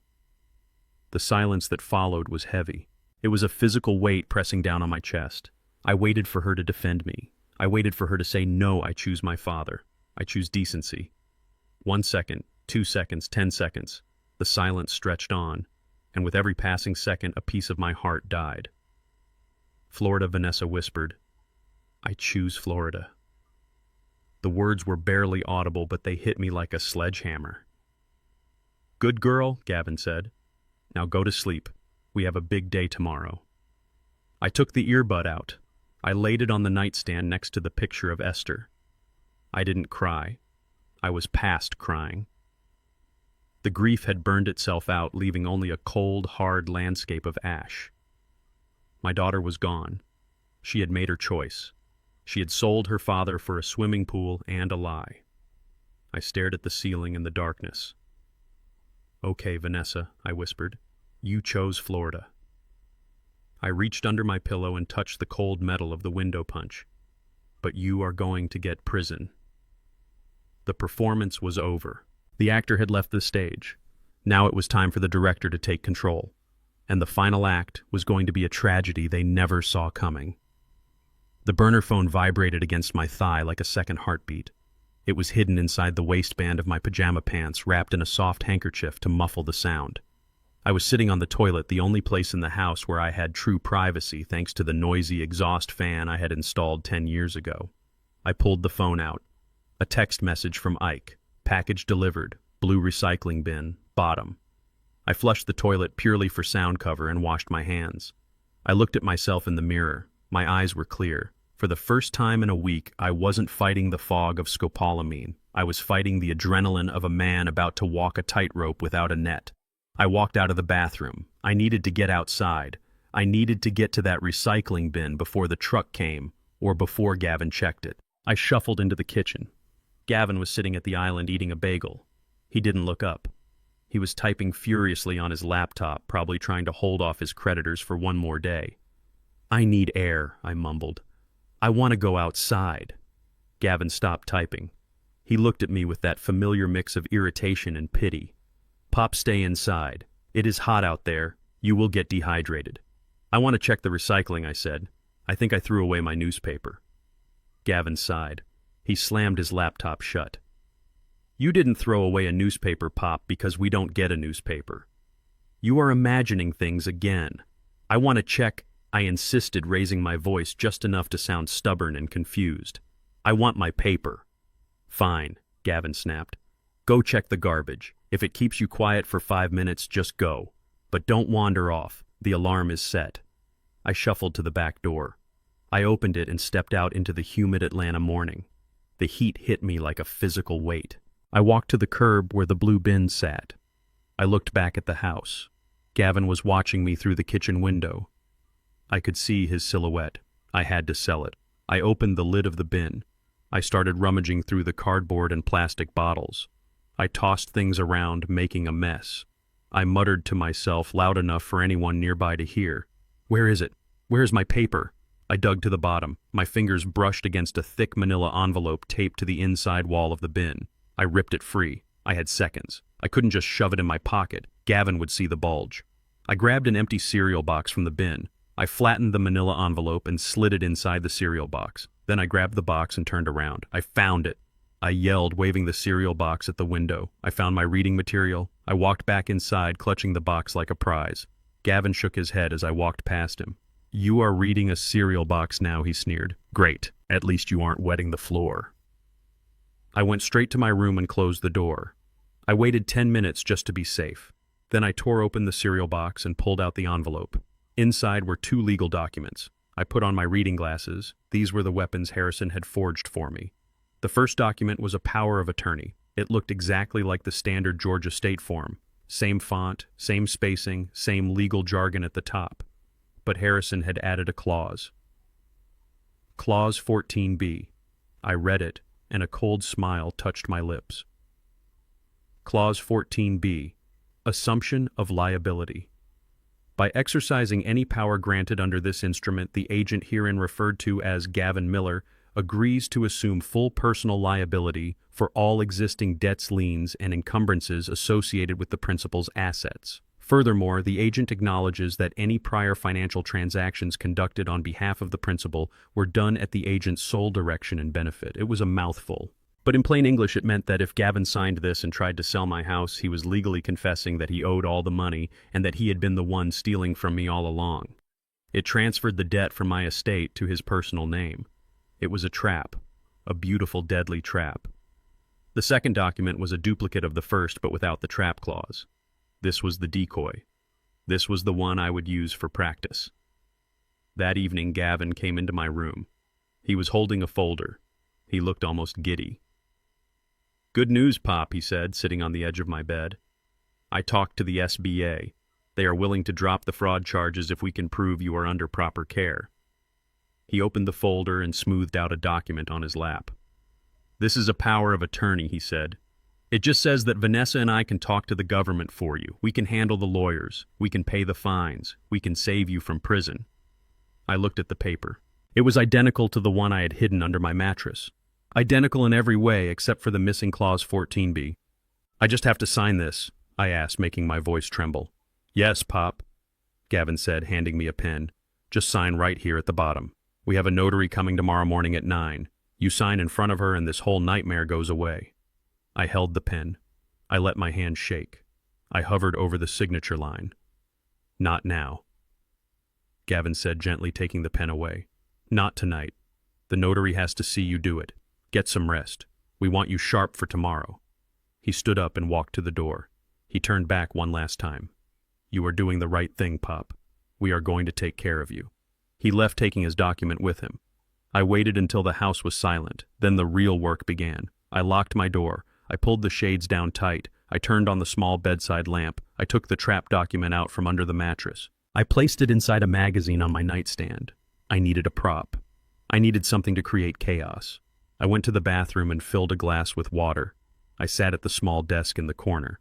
I placed the decoy document, the one I had taken from the cereal box earlier, on the table. This was the rehearsal. The plan was simple, but the execution had to be flawless. Gavin would put his document on the table. I would have the trap document hidden in my lap or nearby. I would create a spill. In the confusion, I would swap them. I practiced the move. I held the glass of water. I pretended to reach for the pen. I knocked the glass over. Oops, I whispered. I grabbed a towel. I wiped the table. I used the towel to cover the paper. I slid the paper off the table and into my lap while sliding the trap paper from my lap onto the table. It was clumsy. I dropped the paper. It fluttered to the floor. If I did that tomorrow, I was dead. Gavin would see it. He would check the paper. I did it again. Knock, spill, wipe, switch. Too slow. My hands were shaking, not because I was faking it, but because I was terrified. I was a logistics man, not a magician. I dealt with forklifts and shipping containers, not sleight of hand. I closed my eyes. I pictured the movement. I broke it down into steps. Step 1, the spill. It had to be big enough to startle him, but not big enough to ruin the ink. Step 2, the panic. I had to act distressed. I'm sorry. Step 3, the towel. Gavin would look for something to clean it up.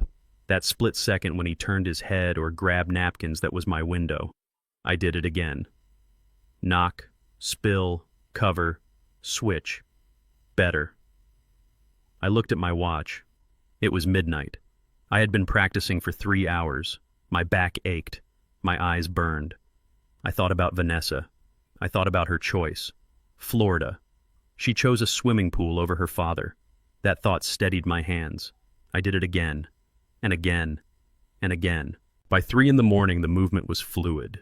It was no longer a trick. It was a reflex. I sat on the edge of the bed, exhausted. I looked at the trap document. Clause 14B stared back at me. It was just a paragraph of text, but it had the weight of a gavel.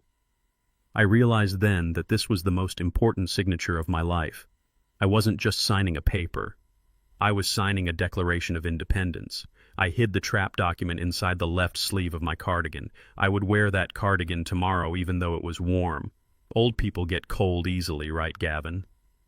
I lay down, but sleep didn't come. I stared at the ceiling fan spinning slowly. Tomorrow morning a stranger would come into my house, a notary public, an official witness. Gavin thought she was coming to witness my surrender. He thought she was coming to watch an old man sign away his life, his home, and his dignity. He was wrong. She was coming to witness an execution. I closed my eyes and visualized the moment, the pen touching the paper, the ink flowing, the trap snapping shut. I whispered into the darkness, "Come on, Gavin. Bring the notary. Bring the papers. Bring your arrogance. I am ready." The doorbell rang at exactly 9 o'clock. It was a cheerful sound, a two-tone chime that usually signaled the arrival of a package or a pizza. Today, it signaled the arrival of the executioner, or so Gavin thought. I was sitting at the dining room table wearing my favorite beige cardigan. It was too warm for the season, but I insisted on wearing it. I told Vanessa I was feeling a chill in my bones. The truth was that the left sleeve of that cardigan concealed the most dangerous weapon in the house, the forged power of attorney document with Clause 14B. Gavin opened the door. He was wearing his best suit, a navy blue number that cost more than my first car. He was smiling that predatory smile. "Welcome, Mrs. Gable," he said. "Thank you for coming on such short notice." Mrs. Gable was a small woman with glasses on a chain and a stamp in her purse. She looked like a librarian who did not tolerate overdue books. She walked into the dining room and looked at me. "This is my father-in-law, Bernard Hayes," Gavin said, guiding her to the table. As I mentioned on the phone, he is having some cognitive difficulties, but he is having a good day today. We just want to get this sorted out to help him manage his affairs." Mrs. Gable nodded. She looked at me with professional sympathy. "Good morning, Mr. Hayes," she said. "Do you know why I am here?" I looked at her. I let my mouth hang open slightly. I blinked slowly. "You are the lady with the stamp," I said, my voice raspy. "Gavin said I have to sign the paper so the bad men don't take my house." Gavin stiffened. He forced a laugh. "He means the creditors, Mrs. Gable. We are restructuring some debts for him." Mrs. Gable sat down. She opened her briefcase. "Very well. Let us proceed." Gavin placed a document on the table. It was the original, the one that gave him total control over my life with zero accountability. He smoothed it out with his manicured hands. He read it one last time. His eyes scanned the paragraphs, quickly checking for any errors. He was thorough. He was paranoid. "Everything looks in order," Gavin said. He uncapped a pen and placed it next to the paper. He looked at me. "Okay, Pop, just like we practiced. Sign right here next to the X." I stared at the paper. My heart was hammering against my ribs like a trapped bird. This was it. The moment I had rehearsed until 3 in the morning. I reached for the pen. My hand trembled violently. This was not acting. The adrenaline was making my nerves fire uncontrollably. I need water," I said. "My throat is dry." Vanessa was standing by the kitchen door. She jumped into action, playing the role of the dutiful daughter. "I will get it, Daddy," she said. She brought a tall glass of ice water. She set it down on the table right next to the document. "Careful," Gavin warned. "Don't spill it on the papers." I picked up the glass. The condensation made it slippery. I took a sip. My eyes met Gavin's over the rim of the glass. He was watching me with impatience. He wanted this over. He wanted his money. I lowered the glass. Then I launched the performance. I started to cough. It began as a small hack, then escalated into a violent fit. I heaved. I wheezed. My whole body shook. "Oh, God," Vanessa said, rushing forward. "Daddy, are you okay?"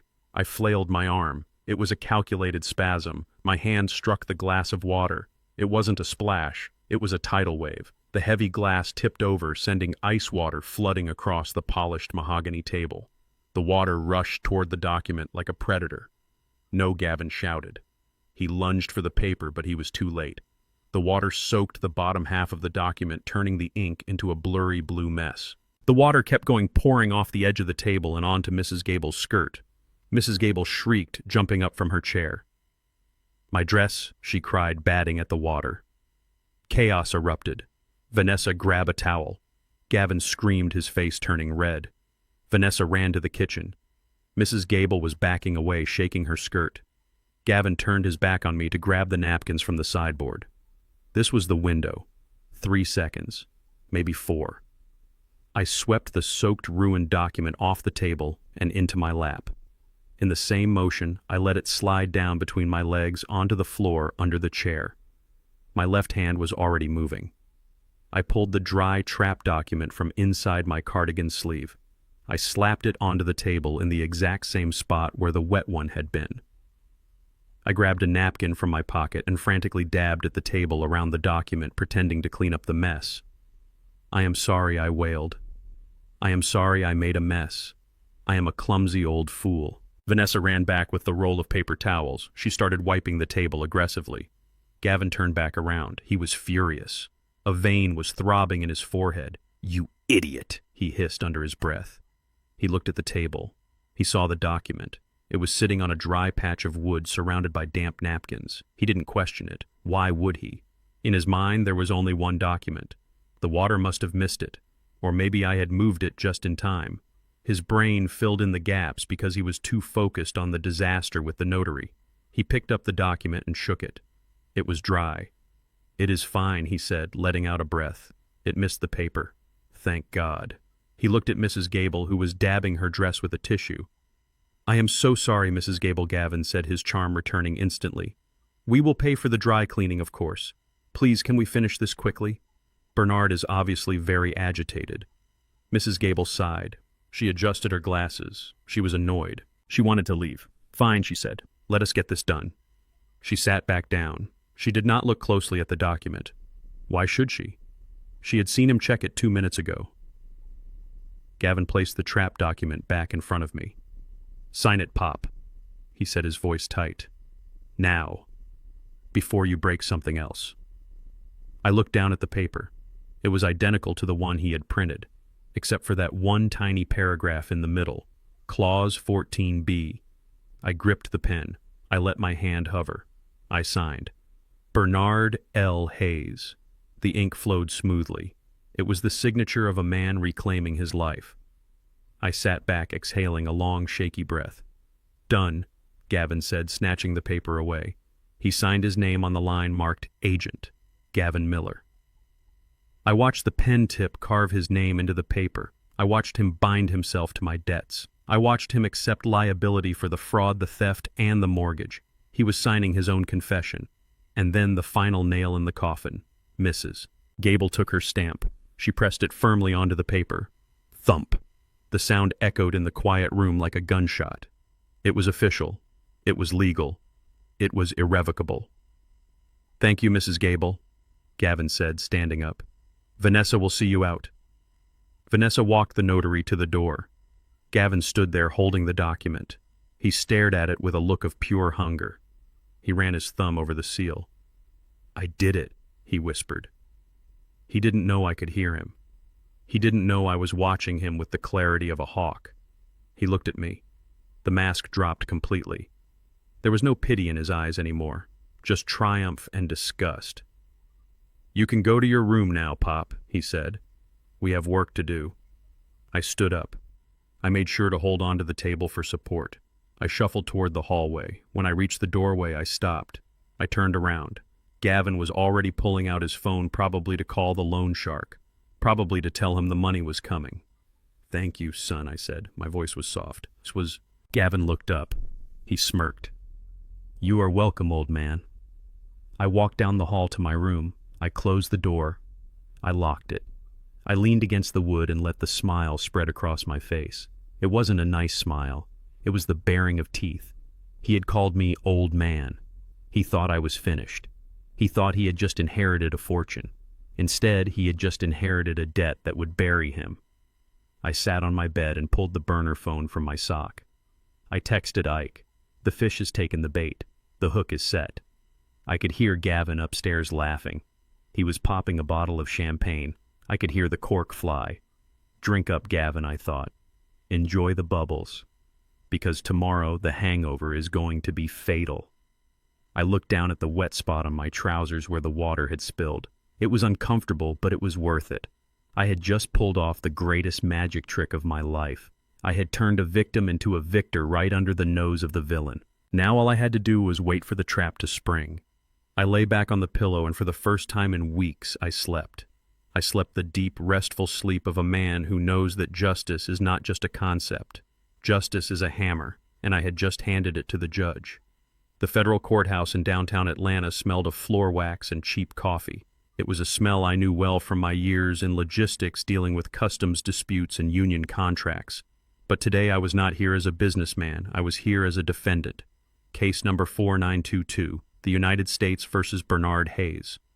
I sat at the defense table next to a public defender named Mr. Pinsky. He was a young man with a suit that was too big for him and a schedule that was too full. He had spent exactly 5 minutes with me before the hearing. He did not ask if I was innocent. He did not ask about the evidence. He just looked at the medical file Gavin had provided and sighed. "Mr. Hayes," he had said, his eyes scanning the fake dementia diagnosis, "we are going to plead nolo contendere due to diminished capacity. The prosecutor has agreed to a suspended sentence provided you are remanded to a state care facility. It is the best deal you are going to get." I had nodded, keeping my head down. I let him believe I was the confused old man described in those papers. Behind me in the gallery sat my executioners. Gavin was leaning forward, whispering to Vanessa. He looked impatient. He checked his gold watch every 30 seconds. He had a cash buyer waiting at the house at noon. He needed this hearing to be over so he could drive me straight to Shady Acres and collect his check. Vanessa was staring at the back of my head. I could feel her gaze. It burned. Was she feeling guilt? Was she remembering the times I carried her on my shoulders? Or was she just thinking about the swimming pool in Florida? "All rise," the bailiff shouted. The Honorable Judge Evelyn Moore walked in. She was a stern woman with gray hair pulled back in a tight bun. She looked like she had heard every lie in the book and had no patience for any of them. She sat down and adjusted her robes. "Call the case." The prosecutor stood up. He was a sharp-looking man who clearly thought this was a slam dunk. "Your Honor, the government is prepared to proceed with charges of wire fraud and theft of government funds against Mr. Hayes. However, given the defendant's advanced age and deteriorating mental condition, we have reached a plea agreement with the defense." Judge Moore looked at me over her reading glasses. "Mr. Pinsky, is this correct?" Pinsky stood up, smoothing his ill-fitting jacket. "Yes, Your Honor. My client is suffering from advanced cognitive decline. He is not competent to stand trial. We are entering a plea of not guilty by reason of mental defect and agreeing to immediate custodial care." Gavin leaned back in his seat. I could hear him exhale.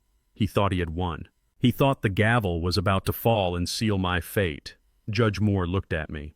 "Mr. Hayes, do you understand what your lawyer is saying? Do you understand that you are admitting to the crime but claiming you did not know what you were doing?" I looked at the judge. I looked at Gavin. He gave me a sharp nod, silently, commanding me to say yes. I opened my mouth to speak, but the heavy oak doors at the back of the courtroom swung open with a loud boom. Every head turned. Walking down the center aisle was a man in a charcoal gray suit that cost more than Gavin's car. He carried a leather briefcase that had seen 1,000 battles. He walked with a limp, but he moved with the authority of a tank. It was Harrison, my estate lawyer, my friend. He did not look at Gavin. He did not look at Vanessa. He walked straight to the defense table and placed his briefcase down with a heavy thud. "Your Honor," Harrison's voice boomed, filling the high-ceilinged room. "I apologize for the interruption. My name is Samuel Harrison.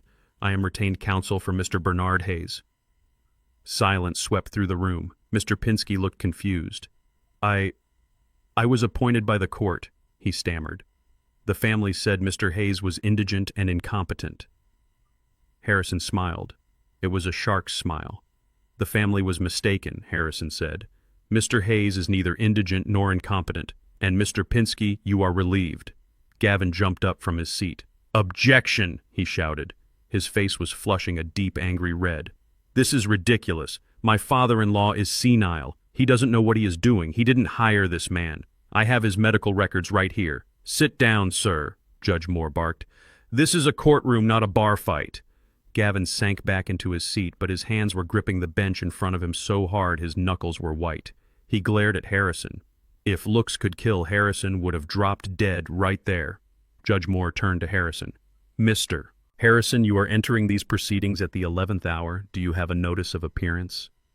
"I do, Your Honor," Harrison said, handing a document to the clerk.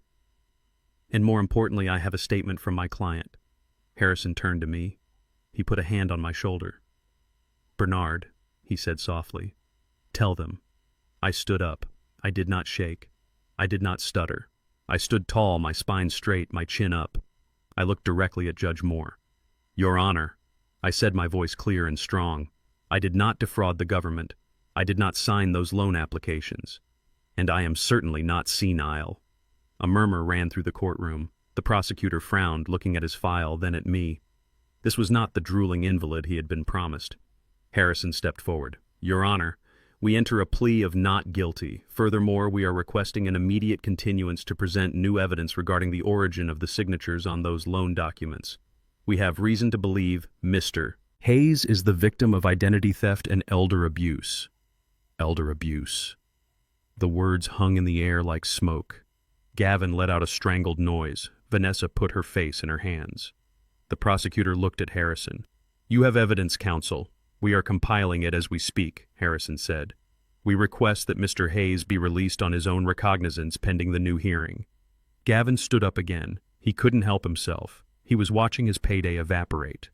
"Your Honor," he said, his voice trembling with suppressed rage, "I must protest. I have a durable power of attorney signed by Mr. Hayes just yesterday. It grants me full guardianship. He is a danger to himself. He cannot be released alone." Gavin reached into his jacket pocket and pulled out the document. The trap document. He waved it in the air like a sword. I have the legal authority here, Gavin declared. He signed it. He knows he needs help.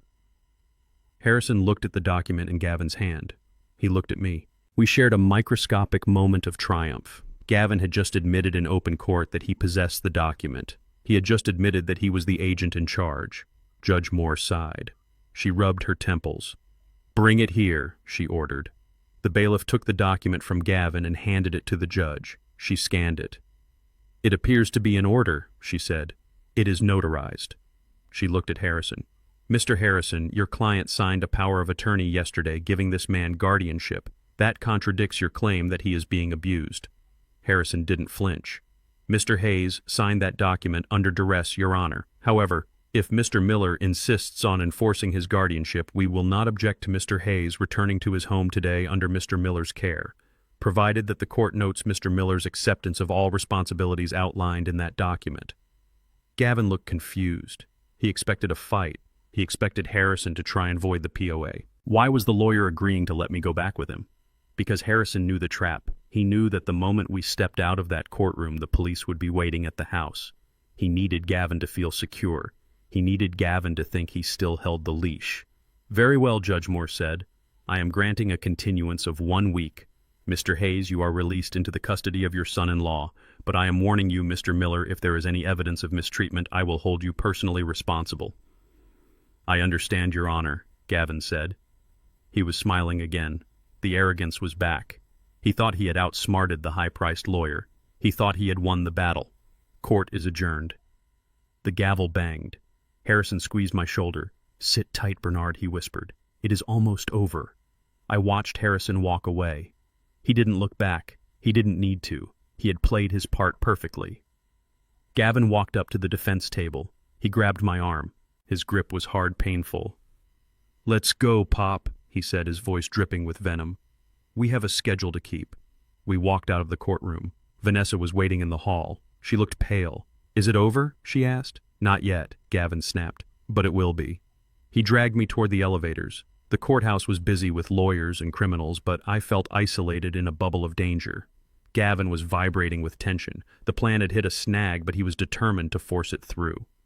We reached the parking garage. The air was thick and humid. Gavin pushed me toward his SUV. He opened the back door and shoved me inside. He didn't get in immediately.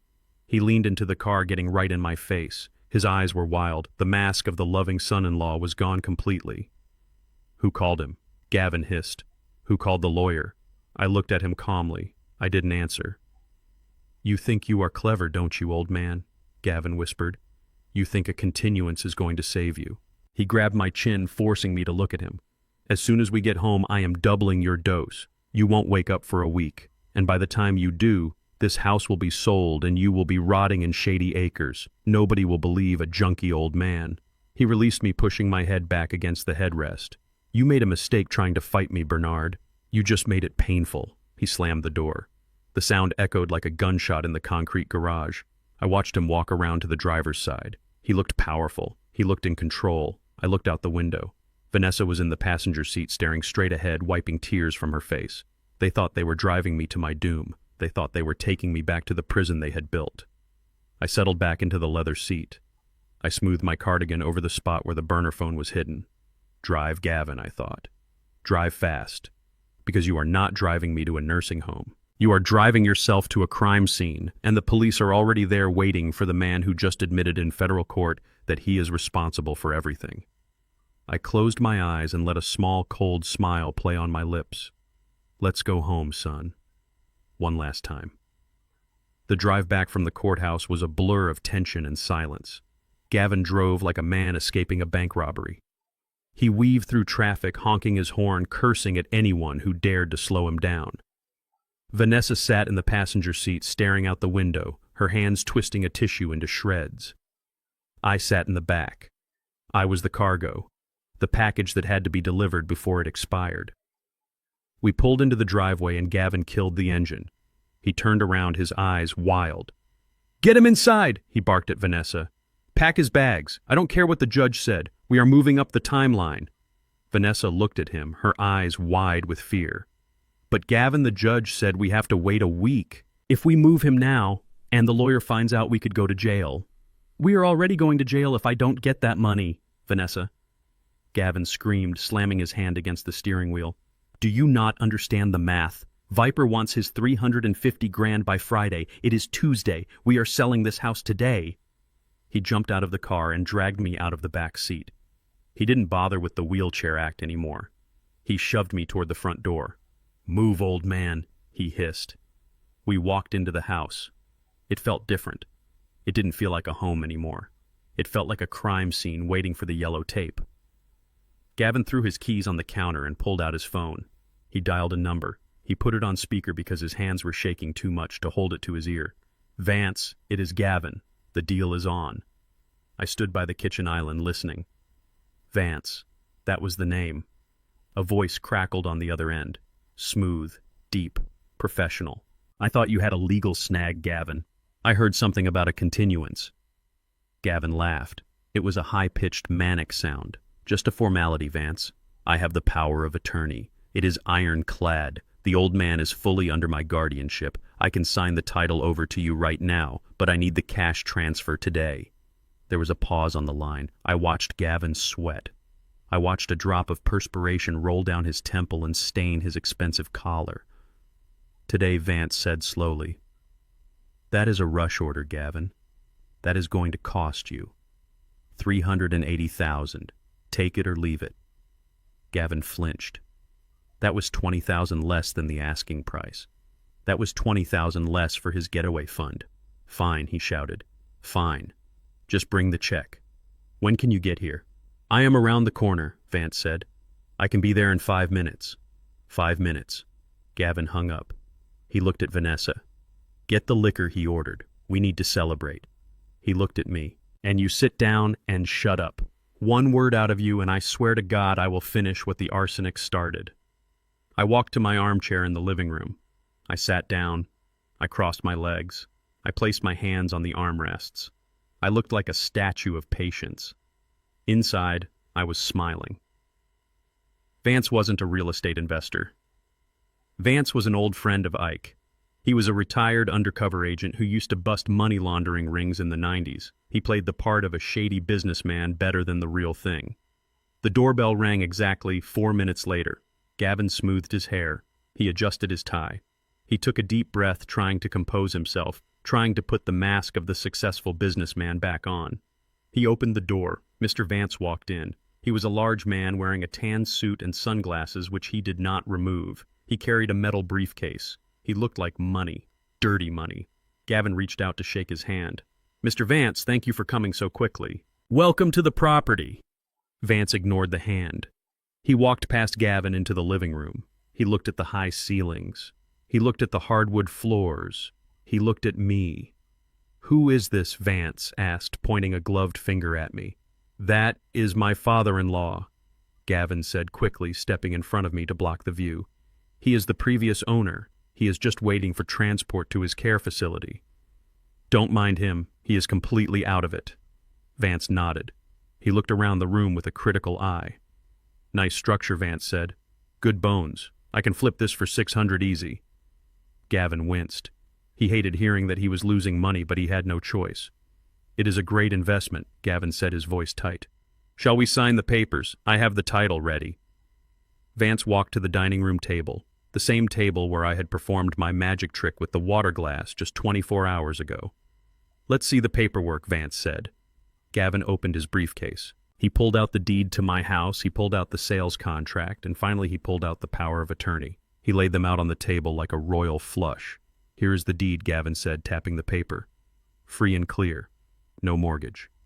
And here is the power of attorney signed and notarized yesterday. It grants me full authority to liquidate all assets on behalf of Bernard Hayes. Vance picked up the power of attorney. He held it up to the light. He scrutinized the signature. He scrutinized the notary stamp. He looked at Gavin. You sure this is legit? Vance asked.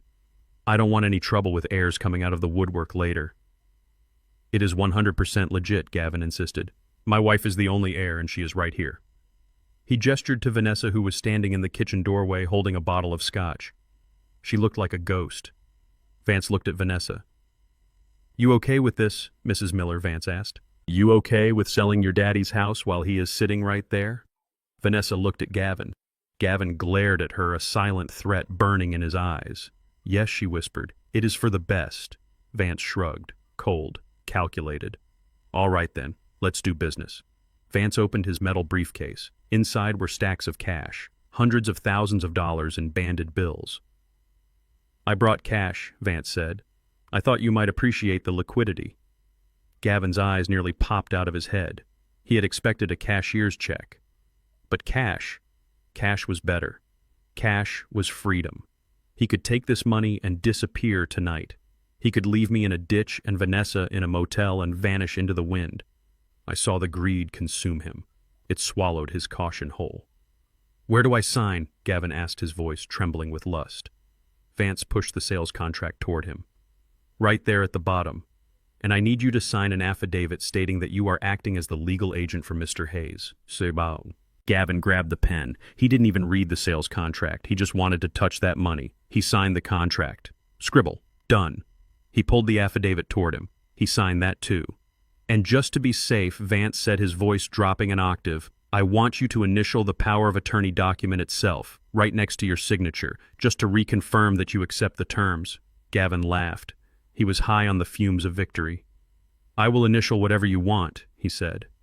He grabbed the power of attorney. The trap document. The one with clause 14b. He put the pen to the paper. I sat up in my chair. Gavin, I said. My voice was not the rasp of a dying man. It was the boom of a supervisor on a loading dock. It cut through the room like a foghorn. Gavin froze. The pen hovered over the paper. He turned slowly to look at me. What did you say? He whispered. I stood up. I walked toward the dining room table.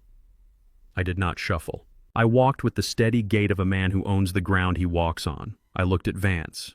Vance nodded slightly. I looked at Gavin. I said, stop. I repeated. Gavin's face went pale. He looked at Vanessa, then back at me. Sit down, Pop, he stammered, trying to regain control. You are having an episode. Vanessa, get his pills. I am not having an episode, Gavin, I said, stepping closer. I am having a moment of clarity, and in this moment I think you should read the fine print. What are you talking about? Gavin snapped. He looked at the cash, then at the gun bulge under Vance's jacket. He was starting to realize that the room had shifted. The paper you are holding, I said, pointing to the power of attorney. You were so eager to sign it yesterday. You were so eager to prove you were in charge. But you didn't read it, did you? You were too busy wiping up water and counting your chickens. Gavin looked down at the document. It is a standard form, he said. I read it. No, I said, you read the decoy. You read the one I let you read. But that is not the one you signed. I leaned over the table. I placed my finger on the middle of the page. Read it, Gavin. Read Clause 14, Section B. Read it out loud so everyone, including the police officers listening outside, can hear it. Gavin looked at the text. His eyes scanned down. He stopped. I saw his pupils dilate. I saw his breath catch in his throat. He read it in silence. His lips moved, forming the words, liability, assumption, debt. Read it, I commanded. He looked up at me. His eyes were wide with horror. You switched them, he whispered. Read it, I roared. Gavin's voice shook. It was a whisper of defeat. By exercising any power granted under this instrument, the agent, Gavin Miller, agrees to assume full personal liability for all existing debts. He stopped. He couldn't finish. He dropped the paper as if it were burning his fingers. He looked at the cash in the briefcase.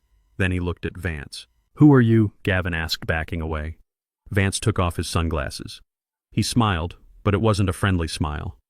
I am not a buyer, Gavin Vance said. And that is not real money. Those are marked bills from the evidence locker. Gavin spun around to run to the back door, but the kitchen door opened. Ike walked in. He was wearing his badge on his belt. Behind him were two uniformed officers. Going somewhere, son? Ike asked. Gavin stumbled back. He bumped into the table. The briefcase of fake cash fell to the floor, spilling the bundles of paper. It was a setup, Gavin screamed. He pointed at me. He tricked me. He forged it. I picked up the power of attorney from the table. I didn't forge anything, Gavin, I said calmly. I just gave you a choice. You could have walked away. You could have treated me with dignity. But you wanted control. You wanted to be the boss. I held the paper up. Well, congratulations, Gavin. You are the boss. You are the boss of a $350,000 debt. You are the boss of a fraud investigation. And thanks to this signature right here, I pointed to the wet ink where he had just signed the sales contract. You just attempted to sell a property that you admitted legally belongs to a man you are defrauding. That is a felony. Gavin looked at Vanessa. Help me, he begged. Tell them he is crazy. Vanessa was sobbing quietly in the corner. She didn't look at him. She looked at me. I am sorry, Daddy, she whispered. I looked at my daughter, the little girl who used to sit on my lap and ask me to chase away the monsters. Now she was the monster's accomplice. It is too late for sorry, Vanessa, I said. Gavin lunged. It was a desperate animal act. He grabbed a steak knife from the counter and lunged at me. I didn't move.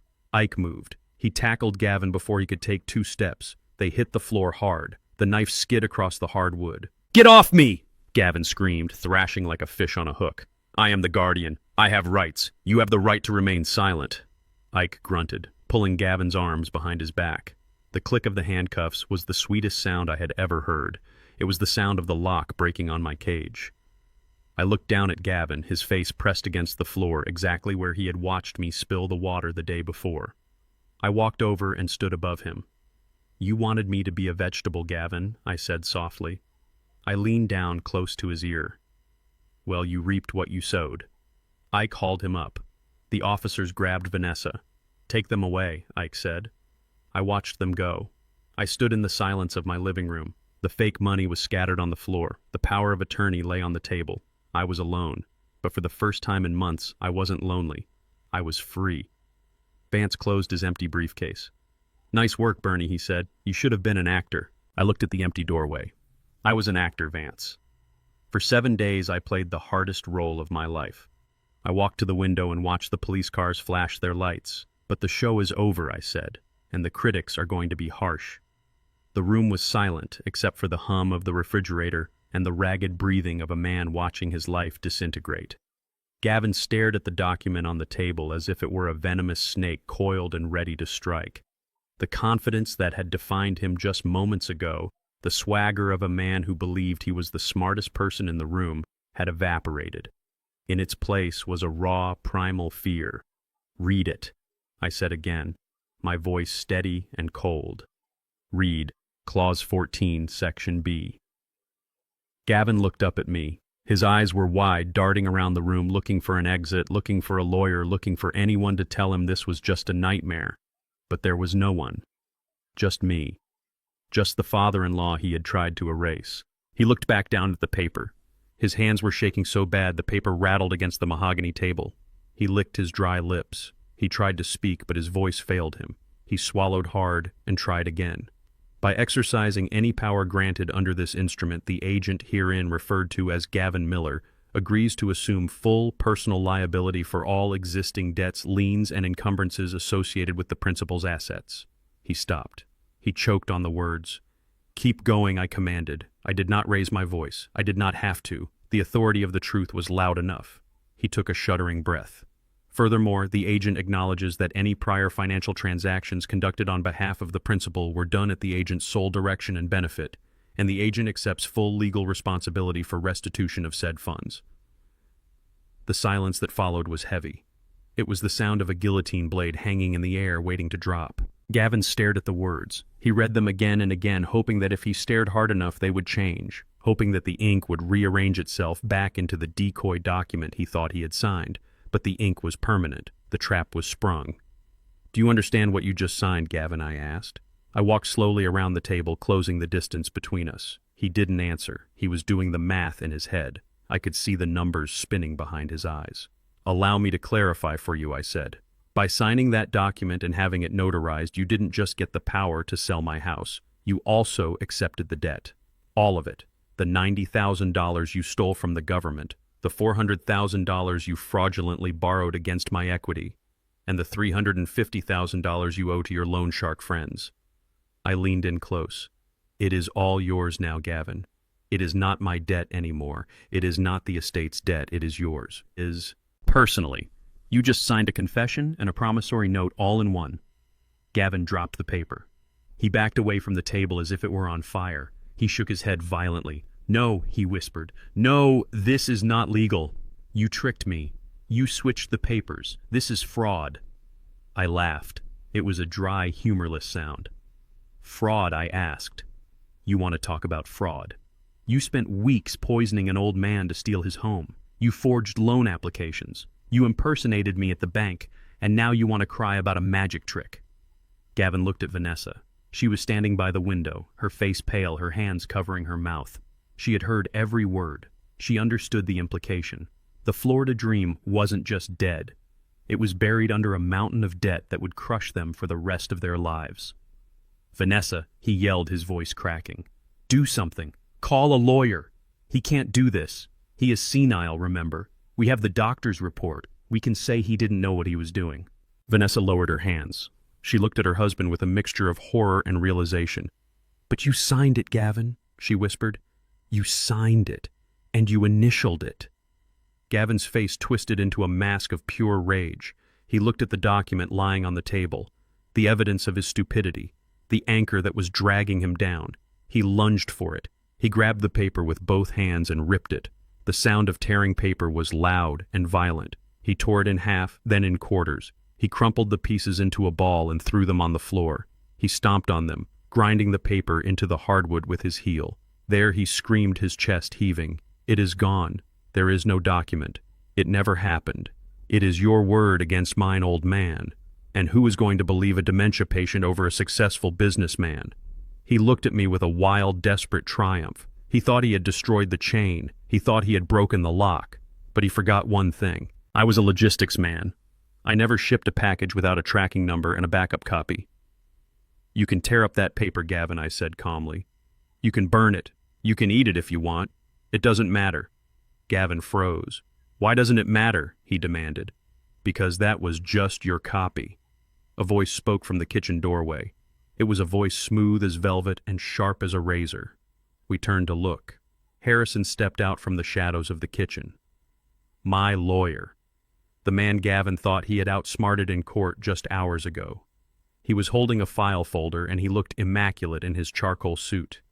He walked into the living room with the casual air of a man who had already won the war before the first shot was fired. "Mr. Harrison." Gavin stammered. "What are you doing here? This is private property. Get out." Harrison ignored him. He walked over to the mess of torn paper on the floor and looked down at it with mild amusement. "Littering is a bad habit," Mr. Miller Harrison said. "Harrison. But destroying legal documents is a felony. Luckily for you, that particular document was already redundant." He opened his file folder. He pulled out a crisp, clean photocopy of the power of attorney, the one with Clause 14B, the one with Gavin's signature and the notary stamp.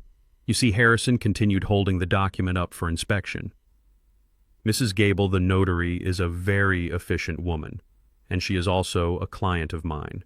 As soon as she left your house yesterday, she uploaded the digital scan of this document to the state registry and emailed a certified copy to my office." Gavin's knees buckled.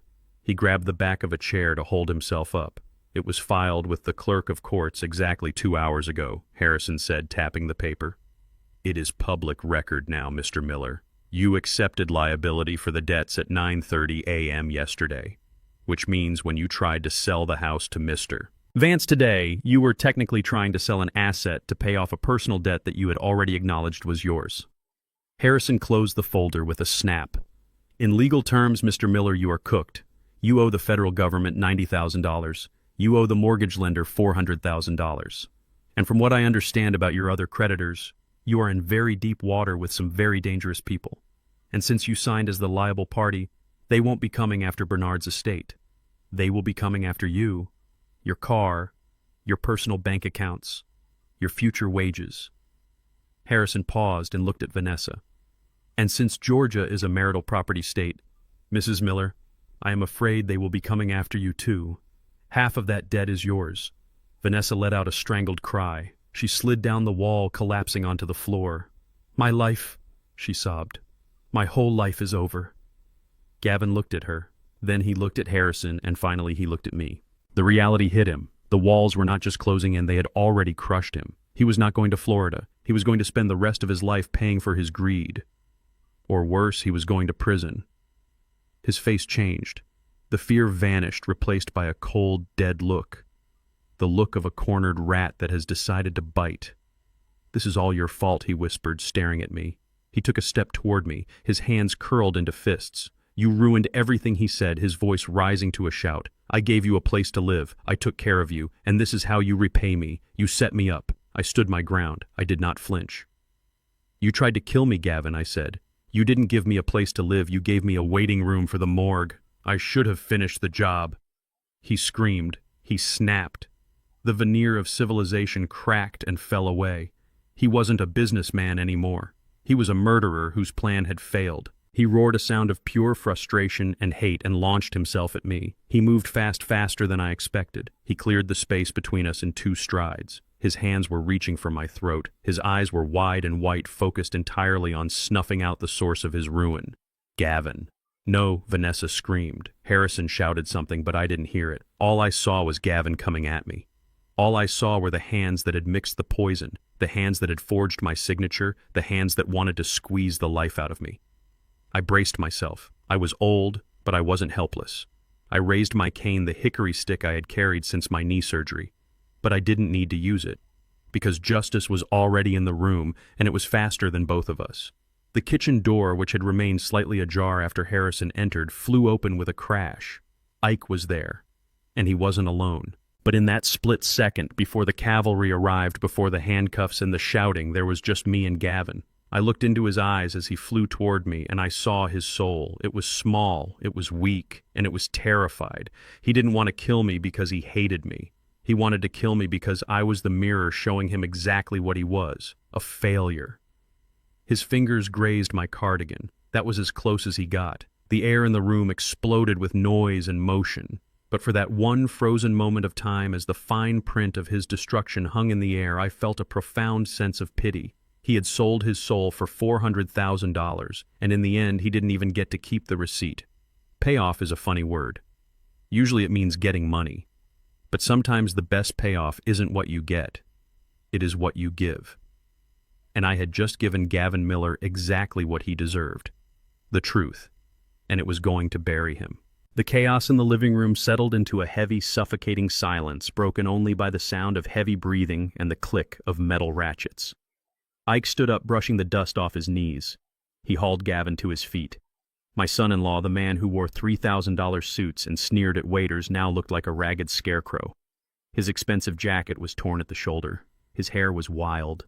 His face was pressed against the hardwood floor, leaving a red mark on his cheek that looked like a brand of shame. I watched the officers secure his wrists. The handcuffs were silver and tight. They bit into the flesh. Gavin winced, but he did not scream.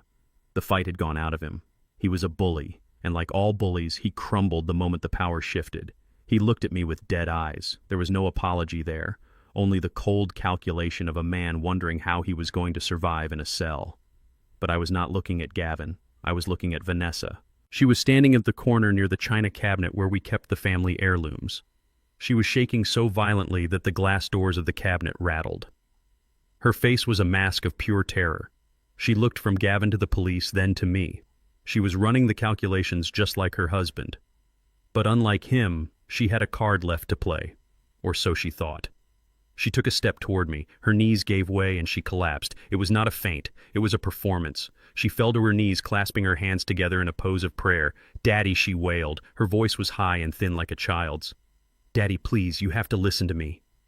I stood still. I leaned on my cane, feeling the solid wood under my hand. It was the only thing holding me up, because inside my heart was breaking into a million jagged pieces. I didn't know Daddy. Vanessa sobbed. Tears streamed down her face, ruining her perfect makeup, leaving black streaks of mascara on her cheeks. I didn't know he was doing this. He forced me. He told me he would hurt me if I didn't go along with it. I was scared, Daddy. I was so scared. She crawled toward me on her hands and knees. It was a biblical scene, the prodigal daughter returning not with humility, but with a lie. He made me mix the coffee, she cried, reaching out to grab the hem of my trousers. He told me it was just medicine. He told me it would help you sleep. I didn't know it was poison. I swear on Mommy's grave I didn't know. I looked down at her. I looked at the hands reaching for me. The same hands that had held mine when she was a little girl crossing the street. The same hands that I had held when she was sick with the flu. The same hands that had poured arsenic into my mug every morning for 3 weeks. Ike stepped forward. He reached into his jacket pocket and pulled out a small plastic bag. Inside was the digital voice recorder I had planted under their bed. He pressed play. The sound was tinny but clear. It cut through Vanessa's sobbing like a knife. "So tell me, Vanessa, do you want to be homeless on the street with a senile old man? Or do you want to live in a mansion in Florida sipping cocktails by the pool? Choose. Right now." There was a pause on the recording, the silence of the bedroom amplified by the speaker. "Florida. I choose Florida." The recording ended. Vanessa froze. Her hands hovered inches from my leg. She looked up at me and the lie died in her throat. "You chose Florida," I said softly. "You didn't choose safety. You didn't choose survival. You chose a swimming pool." Vanessa scrambled backward. She shook her head frantically. "No, that is taken out of context." I was confused. "He was gaslighting me too, Daddy. You have to believe me. I am your daughter. I am your baby girl." I looked at Ike. He nodded. He walked over to the kitchen counter where Vanessa's purse was sitting. It was a large beige Gucci bag. The leather was soft and expensive. It probably cost more than my monthly pension check. Ike opened the bag. "You can't do that," Vanessa screamed, jumping up. "That is my private property. You need a warrant." "We have a warrant." Mrs. Miller Ike said, his voice calm and authoritative. "It covers the premises and all vehicles and personal effects belonging to the suspects. And we found something very interesting in your car earlier." Ike reached into the bag and pulled out a small, crumpled piece of paper. It was a receipt, a simple thermal paper receipt from a garden supply store in downtown Atlanta. He handed it to me. I put on my glasses. My hands were steady now. The grief had turned into a cold, hard resolve. I read the receipt. Date: 3 weeks ago. Items: 3 bags of potting soil, 1 pair of heavy-duty gloves, and 1 packet of Ricinus communis seeds. Castor beans. I looked up at Vanessa. "Castor beans," I said. She went pale. All the blood drained from her face, leaving her looking like a wax doll. "I don't know what that is," she whispered. "I wanted to plant a garden." "Don't lie to me, Vanessa," I roared. The sound of my own voice startled me. It was the voice of a father who had been pushed too far. "I know what castor beans are, and I know that you didn't plant a garden. There is no garden in the backyard. There is only grass." I took a step toward her. She backed away until she hit the wall. "You bought these to extract ricin, didn't you? Or maybe you just crushed them up to boost the arsenic. You researched it. You went to a specialty store in the city because you didn't want to use a credit card online. But you were careless. You kept the receipt. Maybe you needed to return the gloves. Or maybe you just wanted a souvenir of how clever you were." Vanessa started to shake her head, but no words came out. The evidence was physical. It was in my hand. It was undeniable. "You weren't forced." "Vanessa," I said, my voice dropping to a whisper. "You were the architect. Gavin was the muscle. He was the greed. But you were the betrayal." I threw the receipt on the floor. It fluttered down, landing next to the fake money. Ike gestured to the 2 uniformed officers. "Cuff her." "No," Vanessa screamed. "No, please. Daddy, don't let them take me. I am sorry. I will make it up to you. We can start over." The officer grabbed her arm. She fought him. She scratched and kicked, losing all dignity. "Daddy, help me!" she shrieked. I turned my back. I walked to the window and looked out at the street. The neighbors were gathering. Mrs. Higgins was there, standing on her porch with her hand over her mouth. The mailman had stopped his truck. A group of teenagers were filming with their phones. I heard the click of the handcuffs behind me. I heard Vanessa sobbing. It wasn't the cry of a child anymore. It was the cry of a criminal who had been caught. "Take them out," Ike said. I watched through the window as the procession began.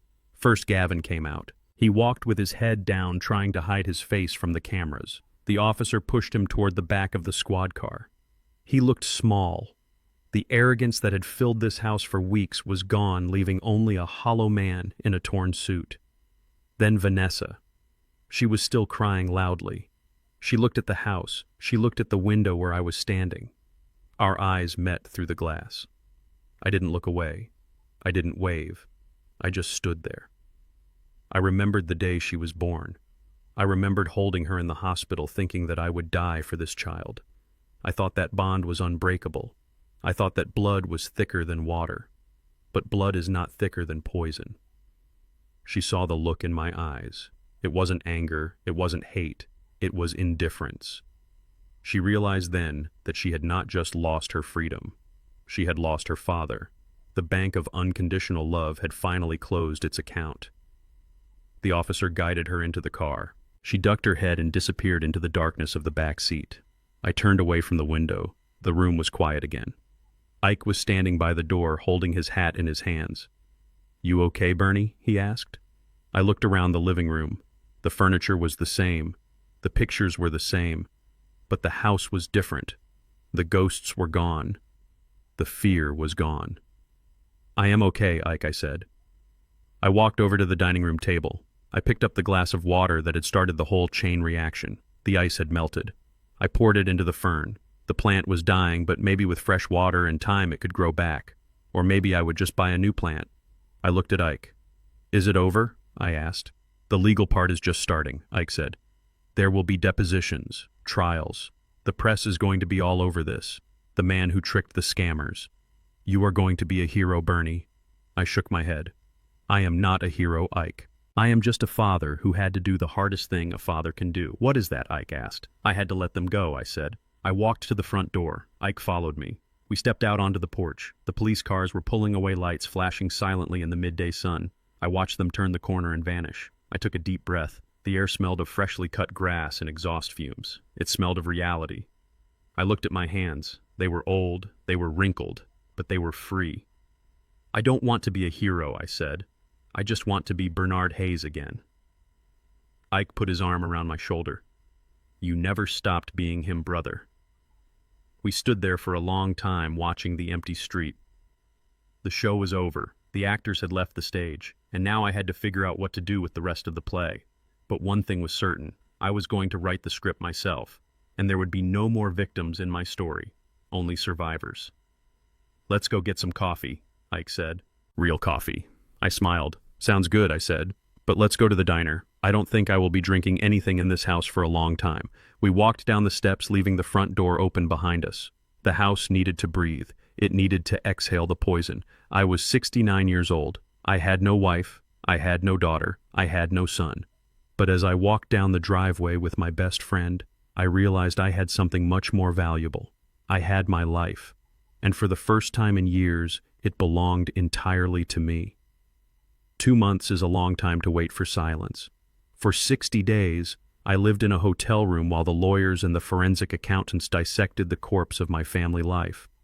They peeled back every layer of Gavin's financial ruin. They found the offshore betting accounts. They found the emails to the dark web suppliers where Vanessa bought the castor beans. They found the second mortgage he had forged 3 years ago on his own parents' house. The rot went deep. It was not just a stain on the surface. It was a cancer that had consumed them both. But today, the dissection ended. Today, the judge stitched it all up. I sat in the back row of the federal courtroom. I did not sit with the family because there was no family left. I sat next to Ike. He wore his best Sunday suit and polished shoes. He didn't say a word. He just sat there like a stone wall protecting me from the wind. Gavin stood before the bench. He had lost weight. His suit hung off him like a costume on a wire hanger. He didn't look back at me. He was too busy trembling. The arrogance was gone. The charm was gone. All that was left was a small, frightened man facing the consequences of his own greed. Judge Moore did not mince words. She called his actions predatory. She called him a danger to society. She sentenced Gavin Miller to 15 years in federal prison without the possibility of parole. 15 years. I watched Gavin's knees buckle. The marshals had to hold him up. He wasn't crying. He was hyperventilating. He was realizing that he would be 50 years old when he saw the sky as a free man again. He would miss the prime of his life. He would miss the technology, the changes, the world moving on without him. He had traded 15 years of freedom for a few months of stolen luxury. It was a bad trade. Then it was Vanessa's turn. She looked at me. Her eyes were red-rimmed and hollow. She mouthed the words sorry one last time. I believe she was sorry, but I also believed that if Gavin's plan had worked, she would be sipping a margarita in Florida right now, not mourning me. Regret is not the same thing as innocence. 8 years, attempted manslaughter, conspiracy to commit fraud, elder abuse. The gavel came down. It sounded like a door slamming shut, a heavy steel door that would not open for a very long time. I watched them lead her away. She walked with her head down. She didn't fight. She didn't scream. She just accepted the weight of her choices. Ike leaned over to me. "Let's go, Bernie," he whispered. "It is done." We walked out into the bright Atlanta sunshine. The air was crisp. It was autumn. The leaves were turning gold and red. The world was dying and being reborn at the same time. I had one last piece of business to attend to. I drove back to the house. The house on Elm Street. My house. It was empty now. I had hired a company to stage an estate sale. Everything was gone. The furniture where I had raised my daughter. The dining table where I had performed my magic trick. The bed where I had hidden the recorder. It was all sold to strangers. I walked through the empty rooms. The footsteps echoed on the hardwood floors. I thought I would feel sad. I thought I would feel the ghosts of memories tugging at my sleeve. But I felt nothing. It was just wood and drywall. It was just a structure. A home is made of love and trust. When those things are gone, the house is just a box. I walked into the kitchen. I stood where the fern used to be. The fern I had poisoned to save my own life. I took a check out of my pocket. It was a cashier's check for $90,000 made out to the Small Business Administration. I had repaid the debt, but I didn't use my pension. The forensic accountants had liquidated Gavin's assets. His Porsche, his boat, his collection of vintage watches, even Vanessa's designer handbags. All of it was sold at auction. I used his vanity to pay for his crime. It felt like poetic justice. I placed the keys on the kitchen counter. The new owners were a young couple with a baby on the way. I hoped they would fill this place with better memories than I had left behind. I walked out the front door and locked it for the last time. I didn't look back. There is no point in looking at a tombstone when you are still alive. Ike was waiting for me in the driveway, but he wasn't in his car. He was standing next to a beast. It was a 30-foot Winnebago, a recreational vehicle. It was white with blue stripes and it gleamed in the sunlight. It had a queen bed, a kitchenette, and a satellite dish. It was a house on wheels. "You sure about this?" Bernie Ike asked, kicking the tire. "It is a lot of vehicle to handle." I smiled. "I managed a logistics hub for 30 years, Ike. I think I can handle a bus." I climbed into the driver's seat. It smelled of new leather and possibility. It didn't smell of arsenic. It didn't smell of betrayal. I put the key in the ignition. The engine roared to life, a deep, powerful rumble that vibrated through the floorboards. But something was missing. The passenger seat was empty. I opened the door and whistled. "Here, boy." A ball of fur scrambled up the steps. He was a mix. Part German Shepherd, part something else, part trouble. One ear stood up and the other flopped down. He had scars on his snout from a hard life on the streets before the shelter found him. I named him Justice. He jumped into the passenger seat and looked at me with brown eyes full of absolute, unconditional loyalty. He didn't care about my money. He didn't care about my house. He just wanted to be with me. He wanted to go where I was going. That is what family is supposed to be. Ike reached up and shook my hand through the open window. "Where are you headed first?" Ike asked. I looked at the map on the dashboard. It was blank. No routes, no schedules, no deadlines. "West," I said. "Maybe the Grand Canyon? Maybe the Pacific Ocean? I have never seen the ocean from the other side." Ike smiled. "Keep your phone on, Bernie. I want pictures." "I will," I said.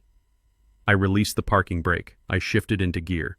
The RV rolled forward. It was heavy, but it moved with grace. I turned onto the main road, leaving the gated community behind. I watched the neighborhood disappear in the side mirror. The manicured lawns, the secrets hidden behind closed doors, the golden cages. I was 70 years old. Most people my age were settling down. Most people were shrinking their worlds. I was expanding mine. I thought about Vanessa sitting in her cell. She chose Florida, but she got a cage. I chose the truth, and I got the whole world. I looked at Justice. He barked happily, tail thumping against the seat. "We are going to be okay, boy," I told him. And I meant it. I had learned a hard lesson. A lesson that cost me my heart and almost cost me my life. I used to think that family was blood. I used to think that you stick by your kin no matter what. That is a dangerous lie. Blood is just biology. It is just DNA. It doesn't guarantee love, it doesn't guarantee respect, and it certainly doesn't guarantee safety. Family are the people who show up when you are in trouble. Family are the people who tell you the truth even when it hurts. Family are the people who would never let you drink from a poisoned cup. Ike was my family. Harrison was my family. This dog with the floppy ear was my family. And me. I was my own family. I had learned to love myself enough to fight back.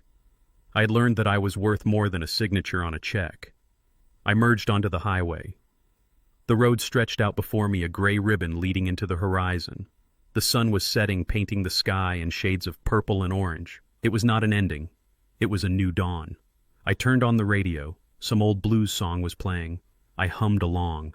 My name is Bernard Hayes. I am a survivor. I am a traveler. And for the first time in a long time, I am exactly where I belong. In the driver's seat. They looked at my gray hair and saw a victim. They forgot that wrinkles are just maps of where a man has been and what he has survived. I learned that the hardest part of betrayal is not the knife in your back, but recognizing the hand that holds it. But I also learned that it is never too late to rewrite your ending. You do not owe your life to anyone who treats you like a burden, even if they share your last name. Dignity is not given. It is earned, and sometimes you have to fight the people you love to keep it. If my story resonated with you, please hit that like button and subscribe for more tales of justice. And tell me in the comments, would you have forgiven Vanessa if she begged on her knees, or is some trust impossible to repair? I read every comment from the road. Stay safe and watch your coffee.